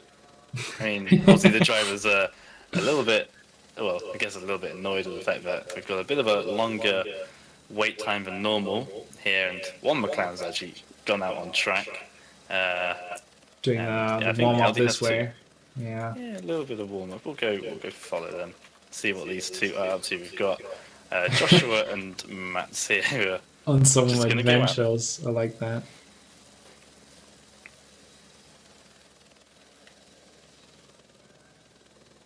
Of course, the race is over. You see on the left-hand side the checker flagged symbol and immediately donuts from the 84. And I think the McLaren might follow suit there as well. Yeah, so sorry for the inconvenience and thanks for the understanding. It's just the first race. We'll make sure that this doesn't happen again for the second one. We were just trying to figure out ways so that we can have these final results running at the end of the session. Where, but of course, that's something that we're always trying to improve, trying to get the broadcast quality up. And do leave us some feedback in the comments, both on the commentary side and all of the other areas involving the stream. That would be absolutely fantastic to get that from you out there. All right, there we go. All right, 4 minutes 30. So we are gonna. Oh, maybe that's actually the smartest way. Restarting the session. I think, is this the first race then as well? Could be. It looks like we have gone back to race 1. The starting time is 5 minutes to 8 a.m. So it could be race 1 once again. Of course, qualifying dictating the starting grid for both race 1 and race 2 may not be, but then Clinch in the 420 Aston Martin is at the back of the grid. as is the 74 Mercedes and the 81 Porsche.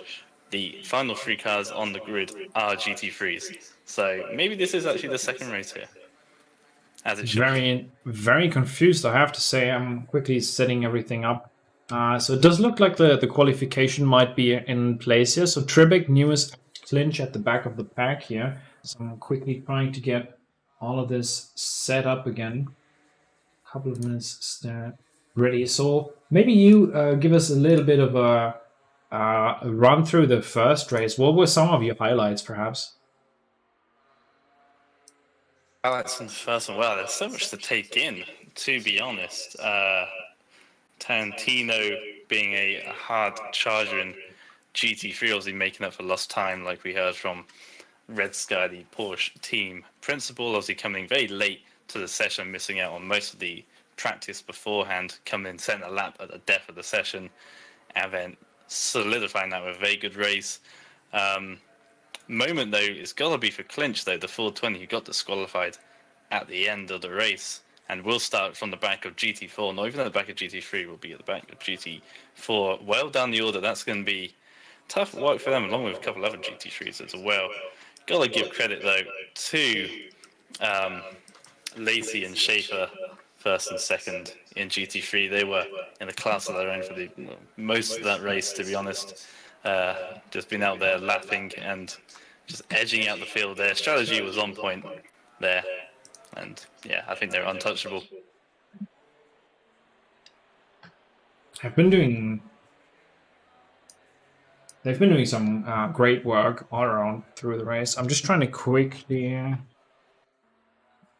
get all this set up. My F7 camera doesn't seem to really do anything, unfortunately. So we're not going to get a run through the grid unless you want to prepare that with the 2 minutes remaining. Then I could set you up with that. Do you know how to do the... Whoops. You actually didn't hear me there. I was just saying that I'm trying to set up my F7 camera right now, get the free cam rolling, but it doesn't really let me. So if you would be able to get the run down the grid, that would be perfect. Sure, I can bring that up for you. Perfect, thank you very much.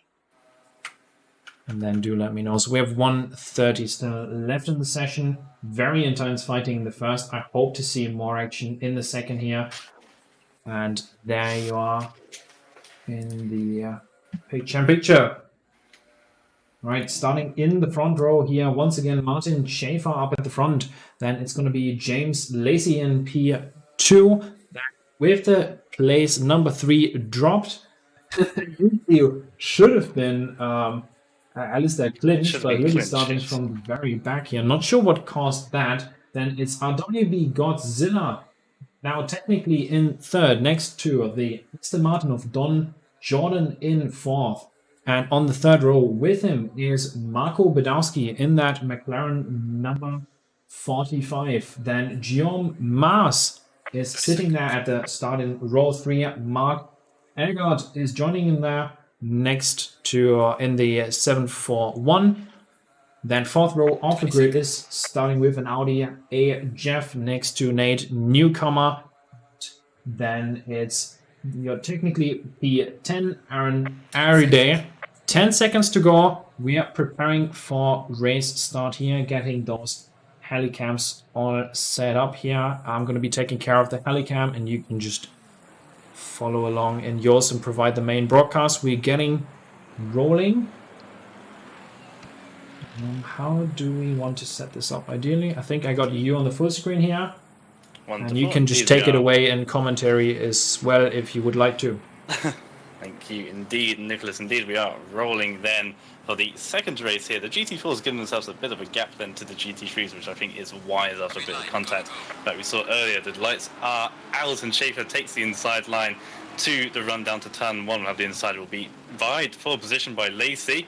There you go, all line astern, then side by side as we switch to camera set 2. There's a bit of a camera. Schaefer leads the way then clearly by Jeff Lacey, bridging out a gap there first and second there in the background. Godzilla under pressure from Don Jordan. Aston Martin looks to the inside through turn 4. Can't do it there, still side by side there in the background. And there goes Don Jordan, the 999 car through the inside. We'll have the outside then for the left-hander. Gets it done, runs a bit wide over the mini sausage curbs. And they go line astern, then filing out then. It's a bit like NASCAR here, 2x2 here. They go down the back straight then into turn number 6 there. A short left-hander here, but opens out on exits. Very difficult to get the car balanced here. They're still trying to single themselves out there. This balancing allowed the top 3 here to pull away here. Schaefer, Lacey and Jordan then are going to get away in. The Astons looking pretty good at the moment here, 5th and 3rd respectively between those two. They're getting away, and there's a bit of contact there in the background of GT3.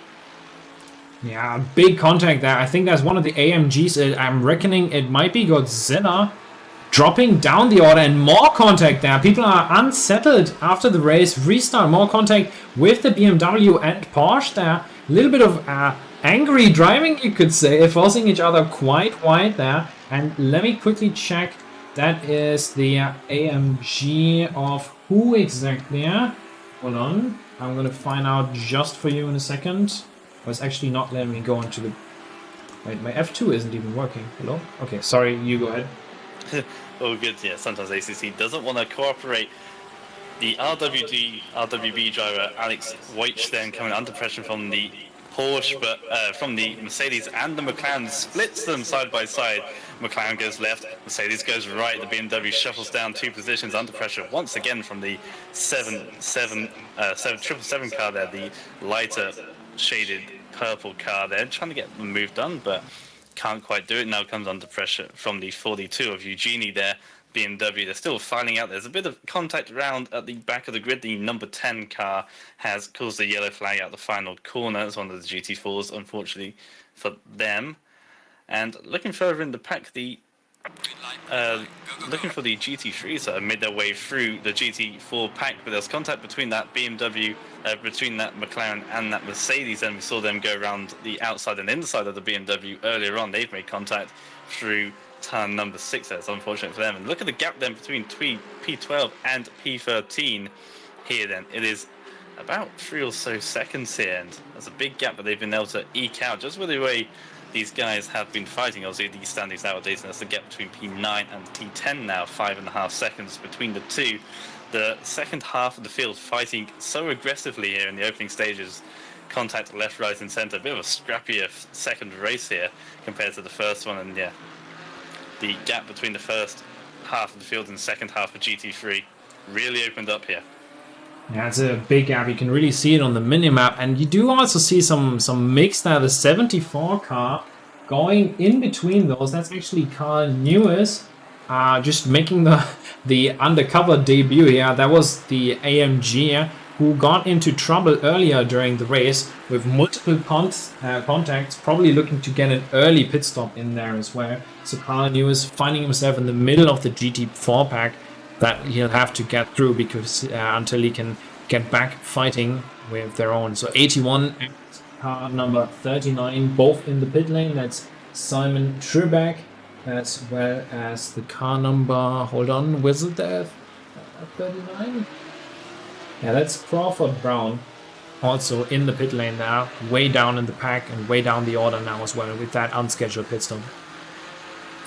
Indeed, that's, yeah, before the pit windows even open, so it won't even count for one of the mandatories, so I'll have to go again if they do decide to rejoin the field. Looking further down the field, the 420 has worked their way up through most of the GT4s now, so Clinch, who was a front runner in the first race, has been put heavily on the back foot early on there, is making steady progress in the first 5 minutes of this race to get their way through the GT4 pack. But like you can see, between P9 and P10, 7 seconds gap there. That's going to be very tough to close up once Clinch works his way through the GT4s and then the back markers in GT3. Yeah, it's going to be a long shot. If he really wants to bring it home, then that's just pace that'll bring him there. Quickly checking up at the front here. I'm going to be taking a look at the fight. So I didn't actually see RWB Godzilla going off. I must have mistaken that, because he's actually in a fight with Marco Bedowski. We're going to be bringing that up in just a second here.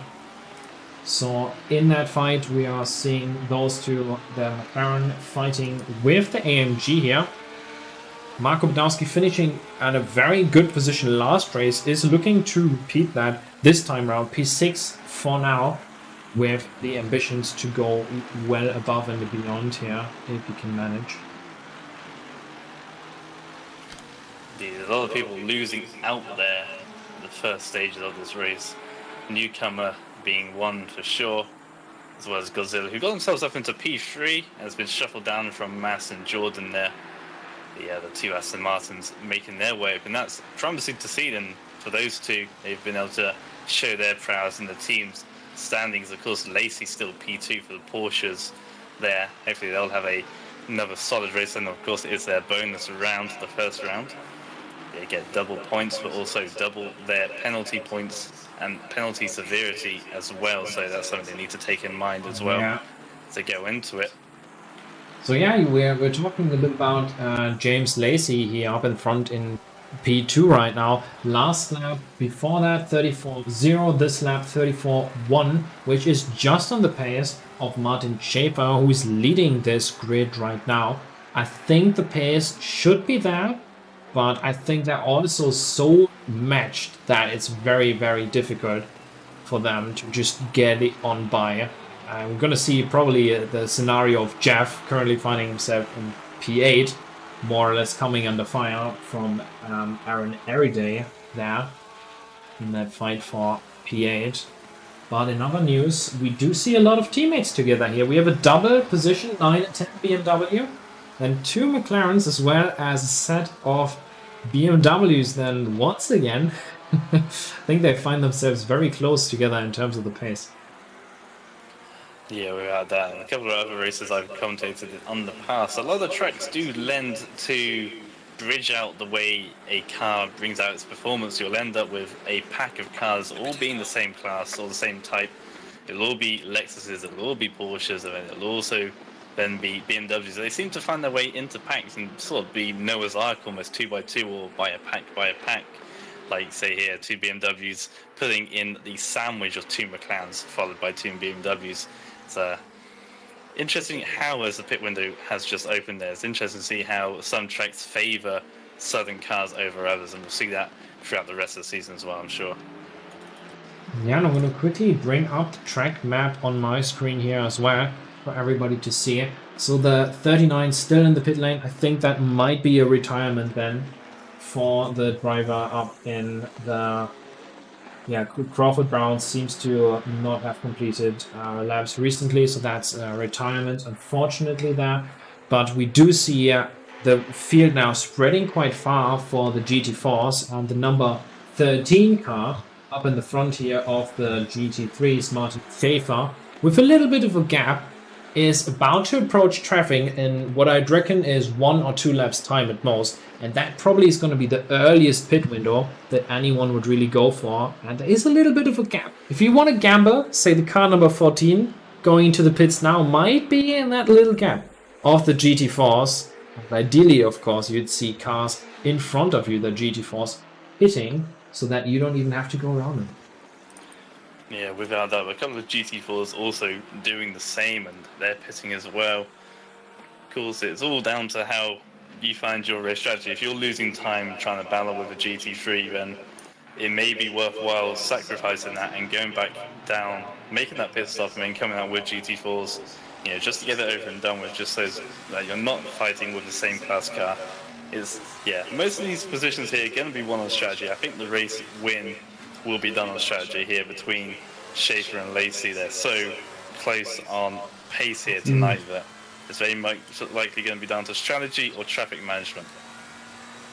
Yeah, just avoiding mistakes and getting a strategy down, that's going to be key. We saw Marco Badowski taking flight there for a brief moment at the end of the final turn there, as he cuts the curbing a little bit too much and is about to now approach traffic, while he was originally fighting for P5 here. I think he's going to be set back quite a bit with that jump, and probably a track warning to add to that. Ooh, very much damage. Aston Martin there ahead of him. That's going to be Thomas Bouvier and the 51.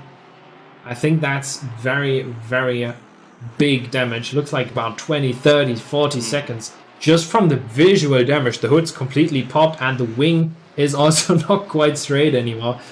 Pretty sure that must have been a big accident. If we want to get a replay on that, that of course would be fantastic, as we see the first drive-through of the race being applied to the number 12 car. That's going to be Peter Varga. Is that Peter Varga? Let me quickly check. Yeah, it is Peter. Yeah. I actually got it right without looking. I'm getting there. Alright. Checking up at the front again. Gap has been closing down a little bit. Last lap, James Lacey was able to gain 5 tenths, and it looks like he'll close up the gap even further, as there is a very big swing to the outside of the McLaren behind him. So traffic playing in his favor once again, gaining 1.5 seconds there on that last time they went around the track. James Lacey pulling up close in a potential fight for the win here. And of course, we have another set of fighters right here in the battle for P3. And once again, the McLaren playing a big role there, opening up the inside, and an opportunity for Don Jordan to close down the gap in the fight for P3 here. Godzilla very wide as coming out of turn 5 there. Or actually, is it that turn 4 or turn 5? Because the bend, I think, counts as a turn as well. Misano is difficult. Yeah, I'm not sure if they count the kinks or not, or anything like that, but we do have the replay for the number 51 that's made. Perfect. Contact. Thank you very much for switching over to that, and it's all yours. Here we go, so we'll have a look at it now then. The number 51 car there, unfortunately making a slight error here. So we come through the final corner, you run a tad bit wide over the little sausage curves, and that's all it went for the rear there, just a snap round and straight into the wall. Like say, probably 20 or 30 seconds worth of damage there. Yeah. Hopefully it's only visual and only aero. If there's suspension damage to that car, then it's going to be a very difficult race. But you see immediately there, missing turn 1 and then turn 2. Today And just that's gets worse another for spin. the 51. Oh, he's sitting there on the apex as well, almost making contact with the 2 leaders. Wow, that was a close one as well. The 51 just trying to move out of the way. Almost spinning in Still the trying to process keep out of the way again. of his Aston Martin teammate. Another Aston in the background there leaves the room there. So the way the car spun into turn 1, I wouldn't be surprised if there is a little bit of suspension damage there, just making it's going to make life just a little bit more difficult then for the 51 for the final 25 minutes left of this race. Yeah, and what I do enjoy is there aren't too many big drive-throughs yet. I hope the drivers that got their stop-and-go 30s from the previous race learned their lessons and aren't going to go for any more major moves here into the pit lane, because that really isn't the point in time where you want to be looking to gain that extra 10. It just really isn't. Quickly checking in here as Marco Badowski is very much on the rear wing of RWB Godzilla once again. And as we are following this, it looks like he might have the slipstream. Of course, the AMG has so much straight line speed, it's going to be super tough for him to go around. So it won't be this time, but I think into some of the next braking zones, he'll probably look to set himself up here and get a move done, because he seems to have the pace to bring that McLaren up into P5. Better down. A bit of a wobble then, under braking coming into the final complex of corners for the Mercedes then, trying to push its way up, well at least away from the McLaren. But again, the Aston Martins, both of them, are only just up the road, and to the outside goes Badwalski. Can he make it around the outside? It's going to be very hard to do so. Has to back out of it. Can get to the inside for the second corner there. Very respectable stuff. They're just leaving just enough room. They're making life difficult, but they're not making it impossible. We've seen some very, very beautiful defense on Misano, which is of course a track where it isn't super easy to get any overtakes done. So you got to really set up your opponent, want to prepare them a couple of corners, maybe even 2-3 ahead, just so that you can get that one instance where your nose is on the inside, where you get that straight line speed, where you get the exit you need. And I think this might be the case. Very nice power application there. And if Marco Badowski can get it to the inside, he might get a run here. Let's see on the braking, shoving the Aston wide there. No respect for the GT4 there in the fight here. In position. Wow, that was close. Extremely. I think that Aston Martin getting a little bit spooked offline. Wanted to turn in for the right-hander. Fortunately for him, there was a McLaren sitting in the bit of tarmac that he wanted. But like you said, the racing here is hard, it's fair, and it's respectful. It's really good to see here how the level is so high of GT3 and GT4 racing here. So 45 takes a little bit of an inside line there, maybe a little too much. Might have given himself a track cut there. But yeah, the racing here super respectful, and it's good to see.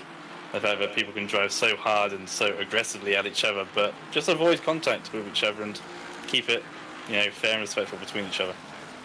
Yeah, and it is beautiful to see that they're going at it, and at such high speeds as well. I mean, we've checked onboards for a couple of times, and we saw how much they sometimes have to fight, not only with the other drivers, but with the cars as well. Quick update I do want to give to both Alistair Clinch and Jonas Red, who managed to get themselves through not only the GT4 traffic, which was to be expected, but also well into the GT3's respectable 12th position after starting in P28 and P13 for Jonas Red after starting 31st. Wow.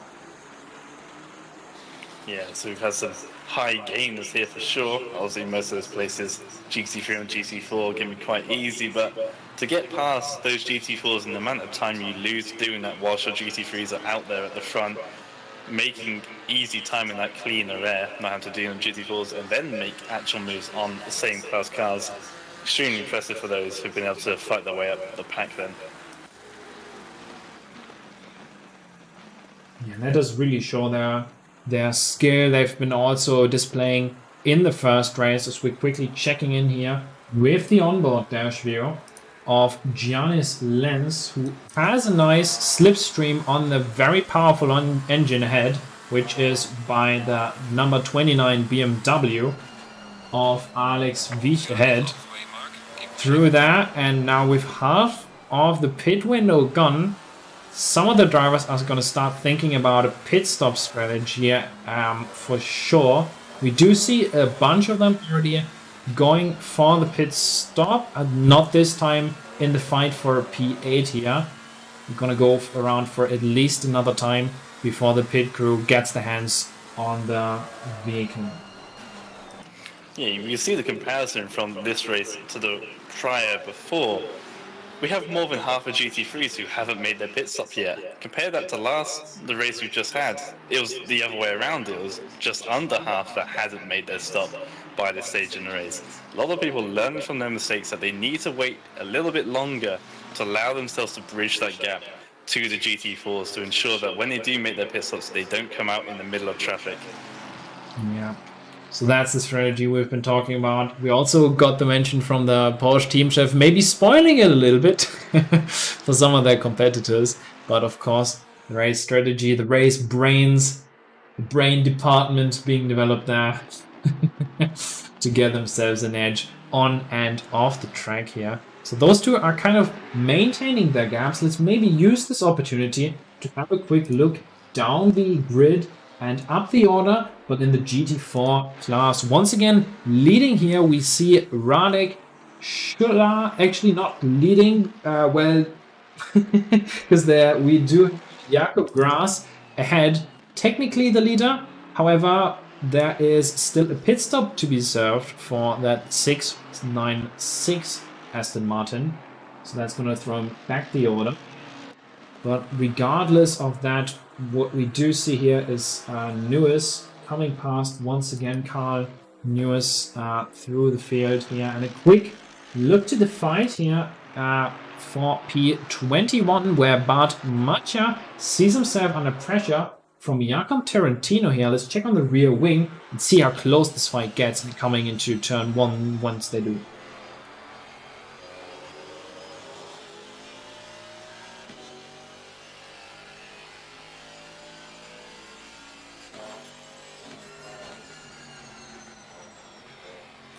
Sorry, yeah, my headset just cut out there. Probably a bad time for that. Whilst you've been saying that, I've been looking at the battle over P4 and P5 still in GT3. Then the McLaren tried to go around, Bezwowski tried to go around the McLaren, the Mercedes in front of him. Went around the outside. There was a GT4 in its way. Couldn't do it. Almost made contact with the GT4 Audi. They still rage on though for P4 and P5. And yeah, unfortunately, I couldn't quite hear you in the last few moments. My headset had a bit of a moment. Oh, that's alright, no worries. We can back each other up. The only thing that keeps on giving me the big spooks is that when I'm looking over at my Streamlabs, I do see that echo we talked about, and I really don't know what I'm gonna do. It's probably gonna be some of solutions we see. Both of those head to the pit lane at the exactly same time. They're almost parallel into the pits, so it's exactly gonna be down to who gets the better pit stop. Isn't that kind of funny? So you get the right timing in, get the car lifted up immediately. The extra hundreds, if you do turn off the engine manually, turn it back on, get the starter ready, get yourself set up most importantly for the next run. I think Godzilla's got a much better run. They were nose to tail coming out pit road, and now look at them. They are very much not so. There's about 2 or 3 cars in between of them, in between each other here, so something's not quite gone around well there for Bezwowski. He's lost maybe a second or 2 in pit road, but I'm sure he can gather that back up in the final half of this race here. Yeah, still plenty of time to make up for that. Probably up on their schedule for the next time. Practice the pit stop. Gotta not lose time there. It's very maybe he repaired some sort of damage. Maybe he put in some extra fuel.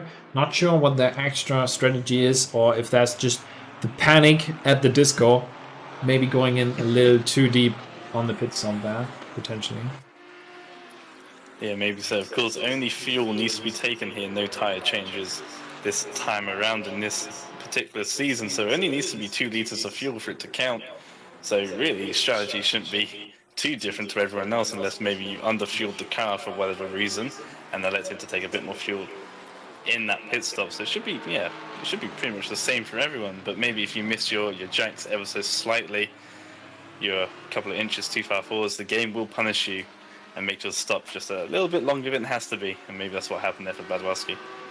Yeah, chances are that's exactly what happened. We've been seeing in the background here some nice overtakes in that parallel fight for P2 in the GT4 class. We did also see another drive-through being applied about 22 minutes into the race. That's going to be Barnett being struck with another run to the pit road. Same as Clinch. Oh, he's been pushing so much, getting himself into P17, and that's basically gonna be it in terms of the strive for points up at the front there. That's gonna be almost game over. Quickly checking in here with a fight for P14, where it's the other way around. This time Jeff is looking to attack on Lenz. Let's see if the defense goes just as well the other way around. Of course, rolls, reverse, and the McLaren GT4 chopping off the nose then of the Audi there. That's really not what they wanted to see whatsoever. Gets past him now, but it's just extra time loss, and the McLaren, for some odd reason then, the GT4 choosing to come back onto the racing line in the braking zone is a bit of an odd choice, a bit of a dangerous one too, as you cross lines whilst braking. It's a bit strange, almost spooked the Audi there, and yeah, cost him a bit of time. You can see how much that gap has opened up on an instant, the fact that the Audi had to go that much slower through turn 1. Yeah, it's definitely a big shake-up there. Just a quick brake check almost.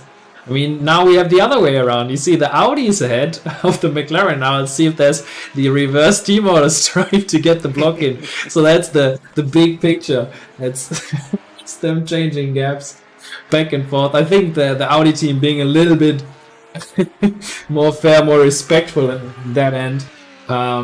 But the gap did decrease again, so it's a little bit of a back and forth. I imagine the team comps, if they do have any extra team comps, they're gonna be fuming after that. It's lovely banter though.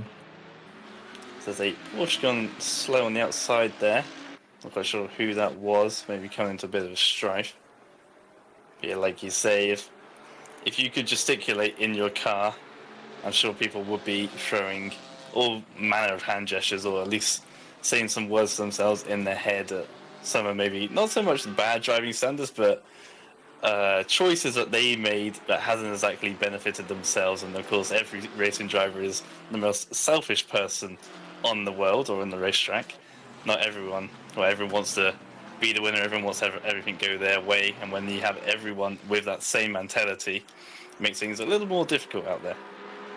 Yeah, can't always have that for yourself. I think we've seen a lot of respectful driving, but I think in between them, when things get bright hot, when you do have that overtake going on for yourself, sometimes you end up committing to a move, committing to a gap that isn't really there, thinking, maybe I'm going to do something different the next time. And of course, it's always a learning experience for everyone, but it's just great to see how close these guys can get and show us some beautiful racing action here tonight in the debut of the Constructors Championship. We've been following RWB Godzilla for the past couple of turns, and I do want to say a big thank you to everybody watching out there, joining us here for the action up in the broadcast booth. Dom Bessel and Nico Perez with me. Thank you for joining me here tonight.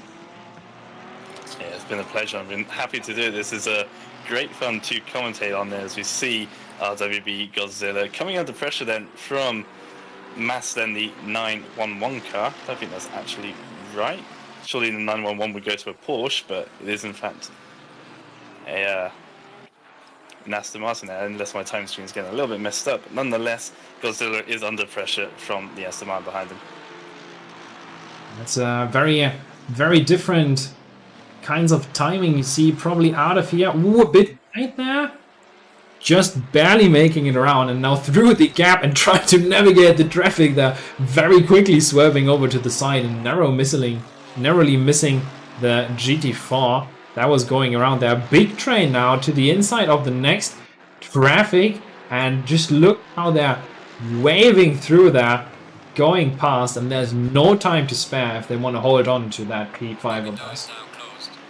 And you saw how Godzilla there had to dart out of the way of the GT4 as he almost comes steamrolling into the back of that BMW there as they make their way through that. And yeah, as you say, it's so easily to get caught out with slower traffic, and if you go one way and they go the same way as you and you get held up, and that just allows the person behind to choose differently to you. And then maybe the better line is to the inside goes the 911 car, sticks the nose inside and gets it done.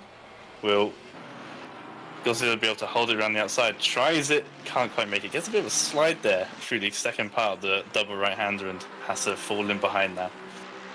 And that's enough for now. He'll probably have to defend quite heavily. Look how far to the inside they have to go. Trying to brake just in time, and side by side forces him to the outside. Godzilla making good room there, but he does have a little movement on the rear axle there. That's going to cost him enough traction, so he can't attack into the next one. He'll have to rely on slipstream if he wants to get back into P5. Junior Mars gets the move for now, and that's the position.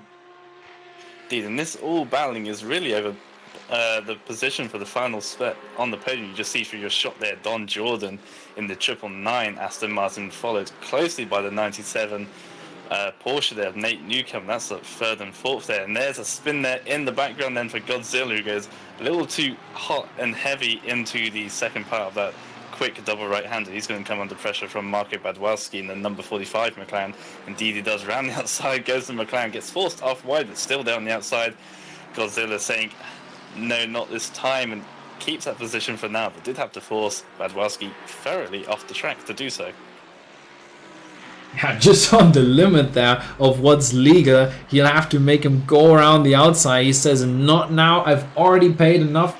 Lost the gap 2 seconds now. I've been paying none more than that.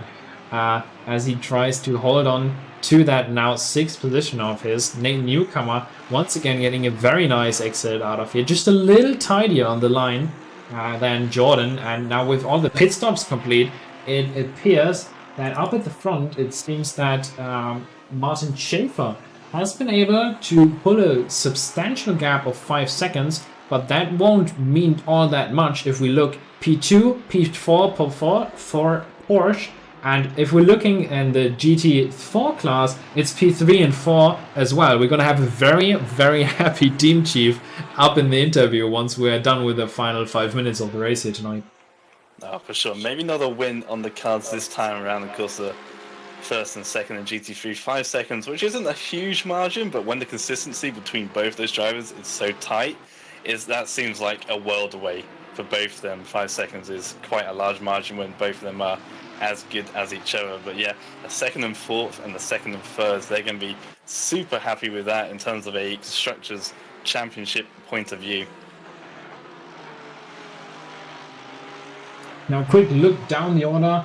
Let's get the top 10 with just 5 minutes to go. We've seen a couple of position changes. Starting in with the leader of the race, of the second race here tonight. It's Martin Schäfer and the Seaton Hyband Investment Trust, number 13 McLaren, leading the way. Last lap is 1:35.4, makes him the second quickest, the top 5 here.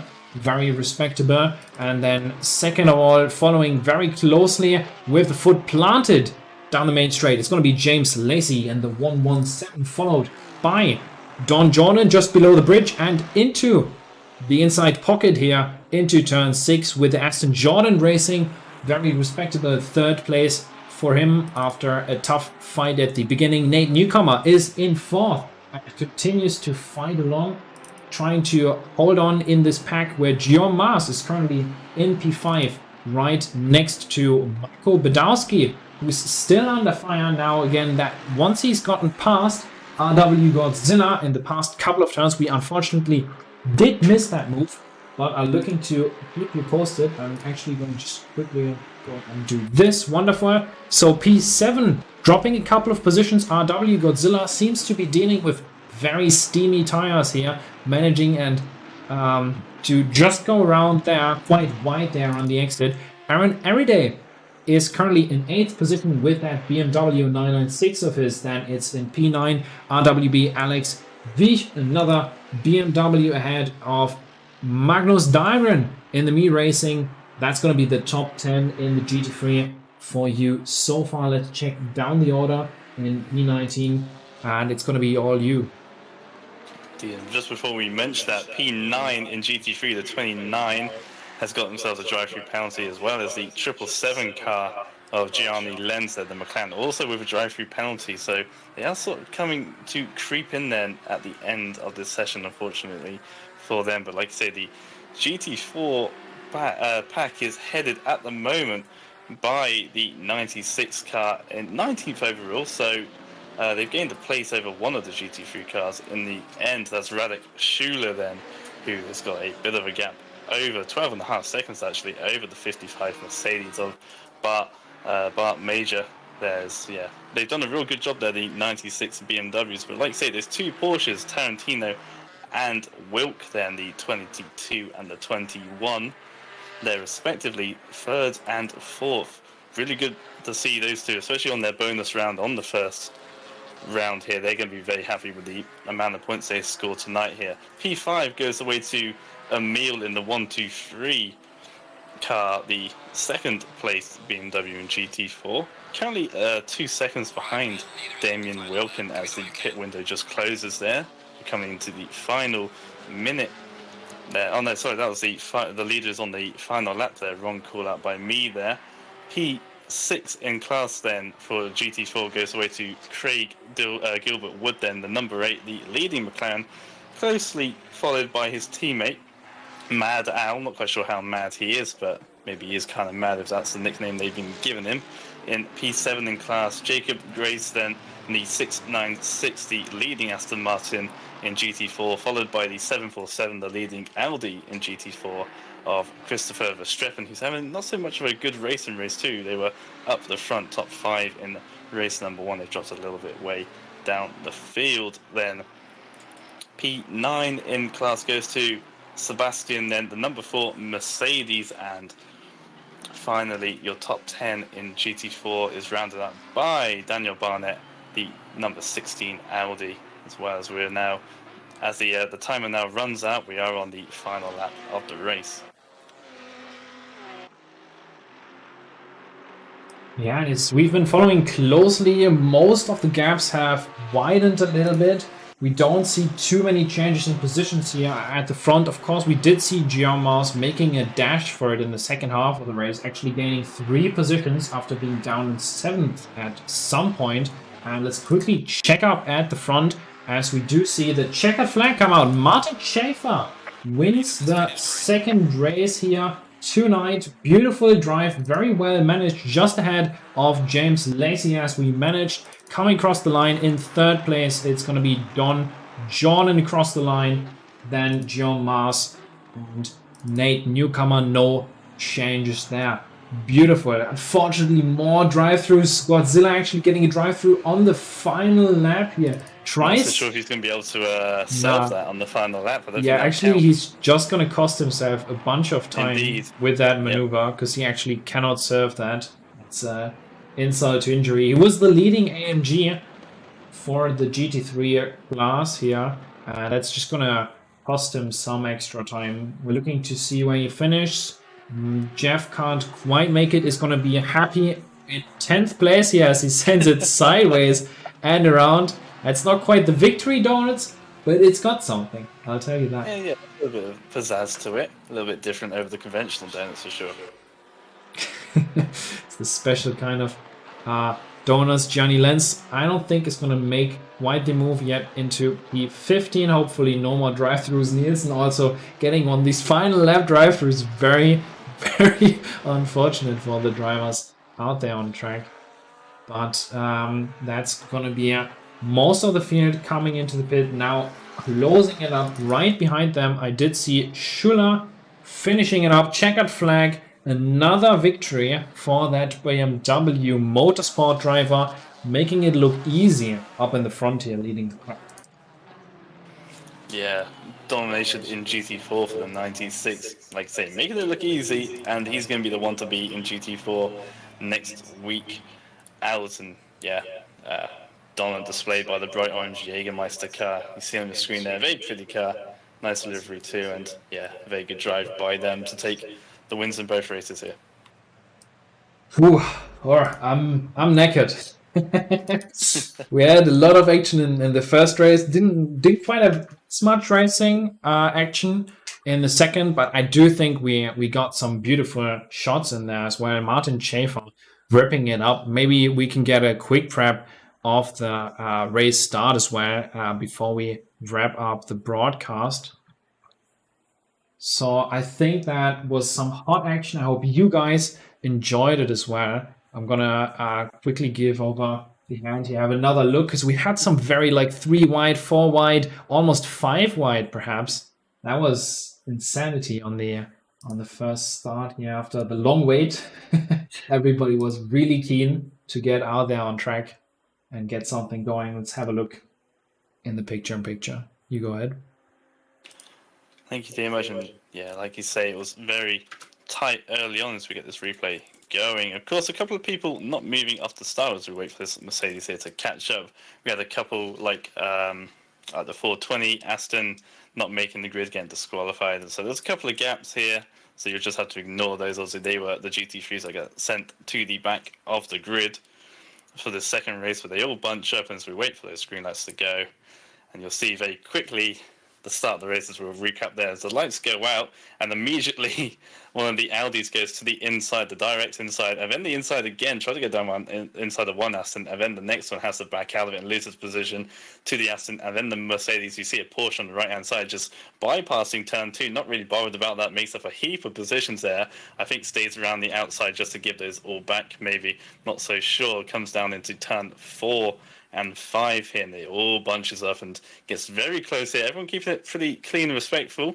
Here also we had that Porsche go off, but I think they went off in avoidance of any contact there, and everyone moves themselves to the left-hand side here. It's interesting how they move from the right-hand side to the left-hand side to make sure they stay on the inside to defend coming through this left-hander here. Interesting one here, closes on entry and then opens up on exit, makes it very hard to position your car correctly, and a bit of a frantic start here, but nonetheless, they kept it clean. And I say that there's a bit of contact there as the Audi. Yeah, that was the hits big spin there. Mercedes. That's where it was indeed. And that's I think that was one of the McLarens and the back that already had contact with an Audi in the previous turn and now is leading that big scary pack that we're just following off screen there. That's what big group. Yeah, indeed. That's what created the gap that we saw between the first group in GT3 and then the second group. And yeah, of course, some of them managed to catch up, and you see that battle pack in the background there coming through that right-hander. They all held themselves up, and it just created two distinct packs in GT3.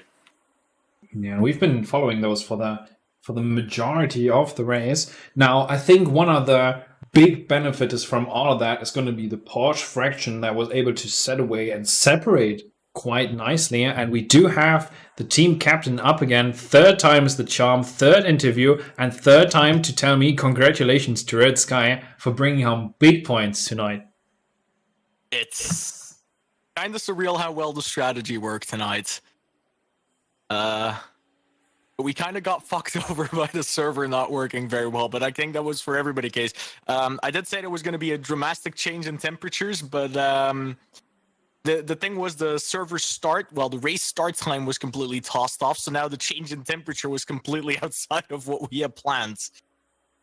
Yeah, that was a bit of a mishap. I think the daytime, I think the sunlight broke, and it wasn't actually 2 hours later. I think that might have been a technical difficulty in terms of just the sun. I think that might have been climate change, maybe too many carbon dioxide emissions coming out from those GT3 vehicles we've been seeing all day, kind of mixing up the day and night structure. I think that's kind of what was happening.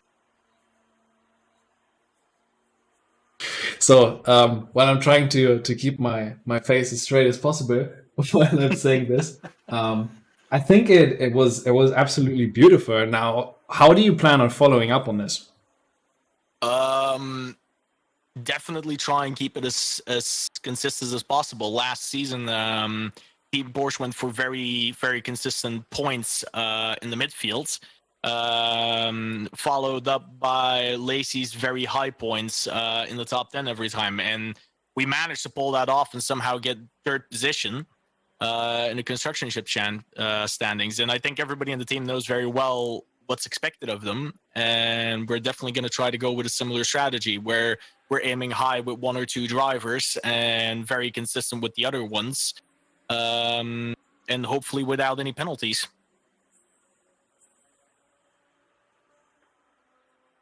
Sure.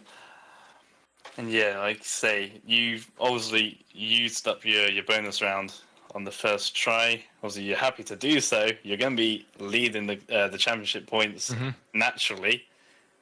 You've got to stay there now, and like you say, consistency is key. But everyone else is now going to have their bonus rounds as well. It's going to bring them up to you, and surely that's going to be in the back of your mind, knowing that you're always going to be at a disadvantage to a different team going forwards now, in a way. Well, it depends on how you look at it. Misano was by far the track that has the most favorable weather conditions, if I can put it like that. If you look at the fact, okay, the GT3 Porsche, whenever it's going to rain, is definitely going to be very heavily impacted. But then you look at our GT4s, which are going to be able to pick up the slack because that car is absolutely beautiful in the wets compared to all the other GT4s on the grid. So, I mean, yeah, it's going to be in the back of our head that we're now leading and that we have very good standings. But at the same time, we had that beautiful start on the track where, okay, it was a tiny bit cold and the tires felt a little bit, but we had a much better bonus round than everybody else, I would say. If you look at Monza for Mercedes, it's almost a thunderstorm on there. If you look at Kyalami, that it's going to be 54 degrees Celsius on track. I mean, we had a nice 9 degrees Celsius and an 11 degrees Celsius. I mean, I don't think I'm going to complain, and I don't think I'm going to worry all that much either.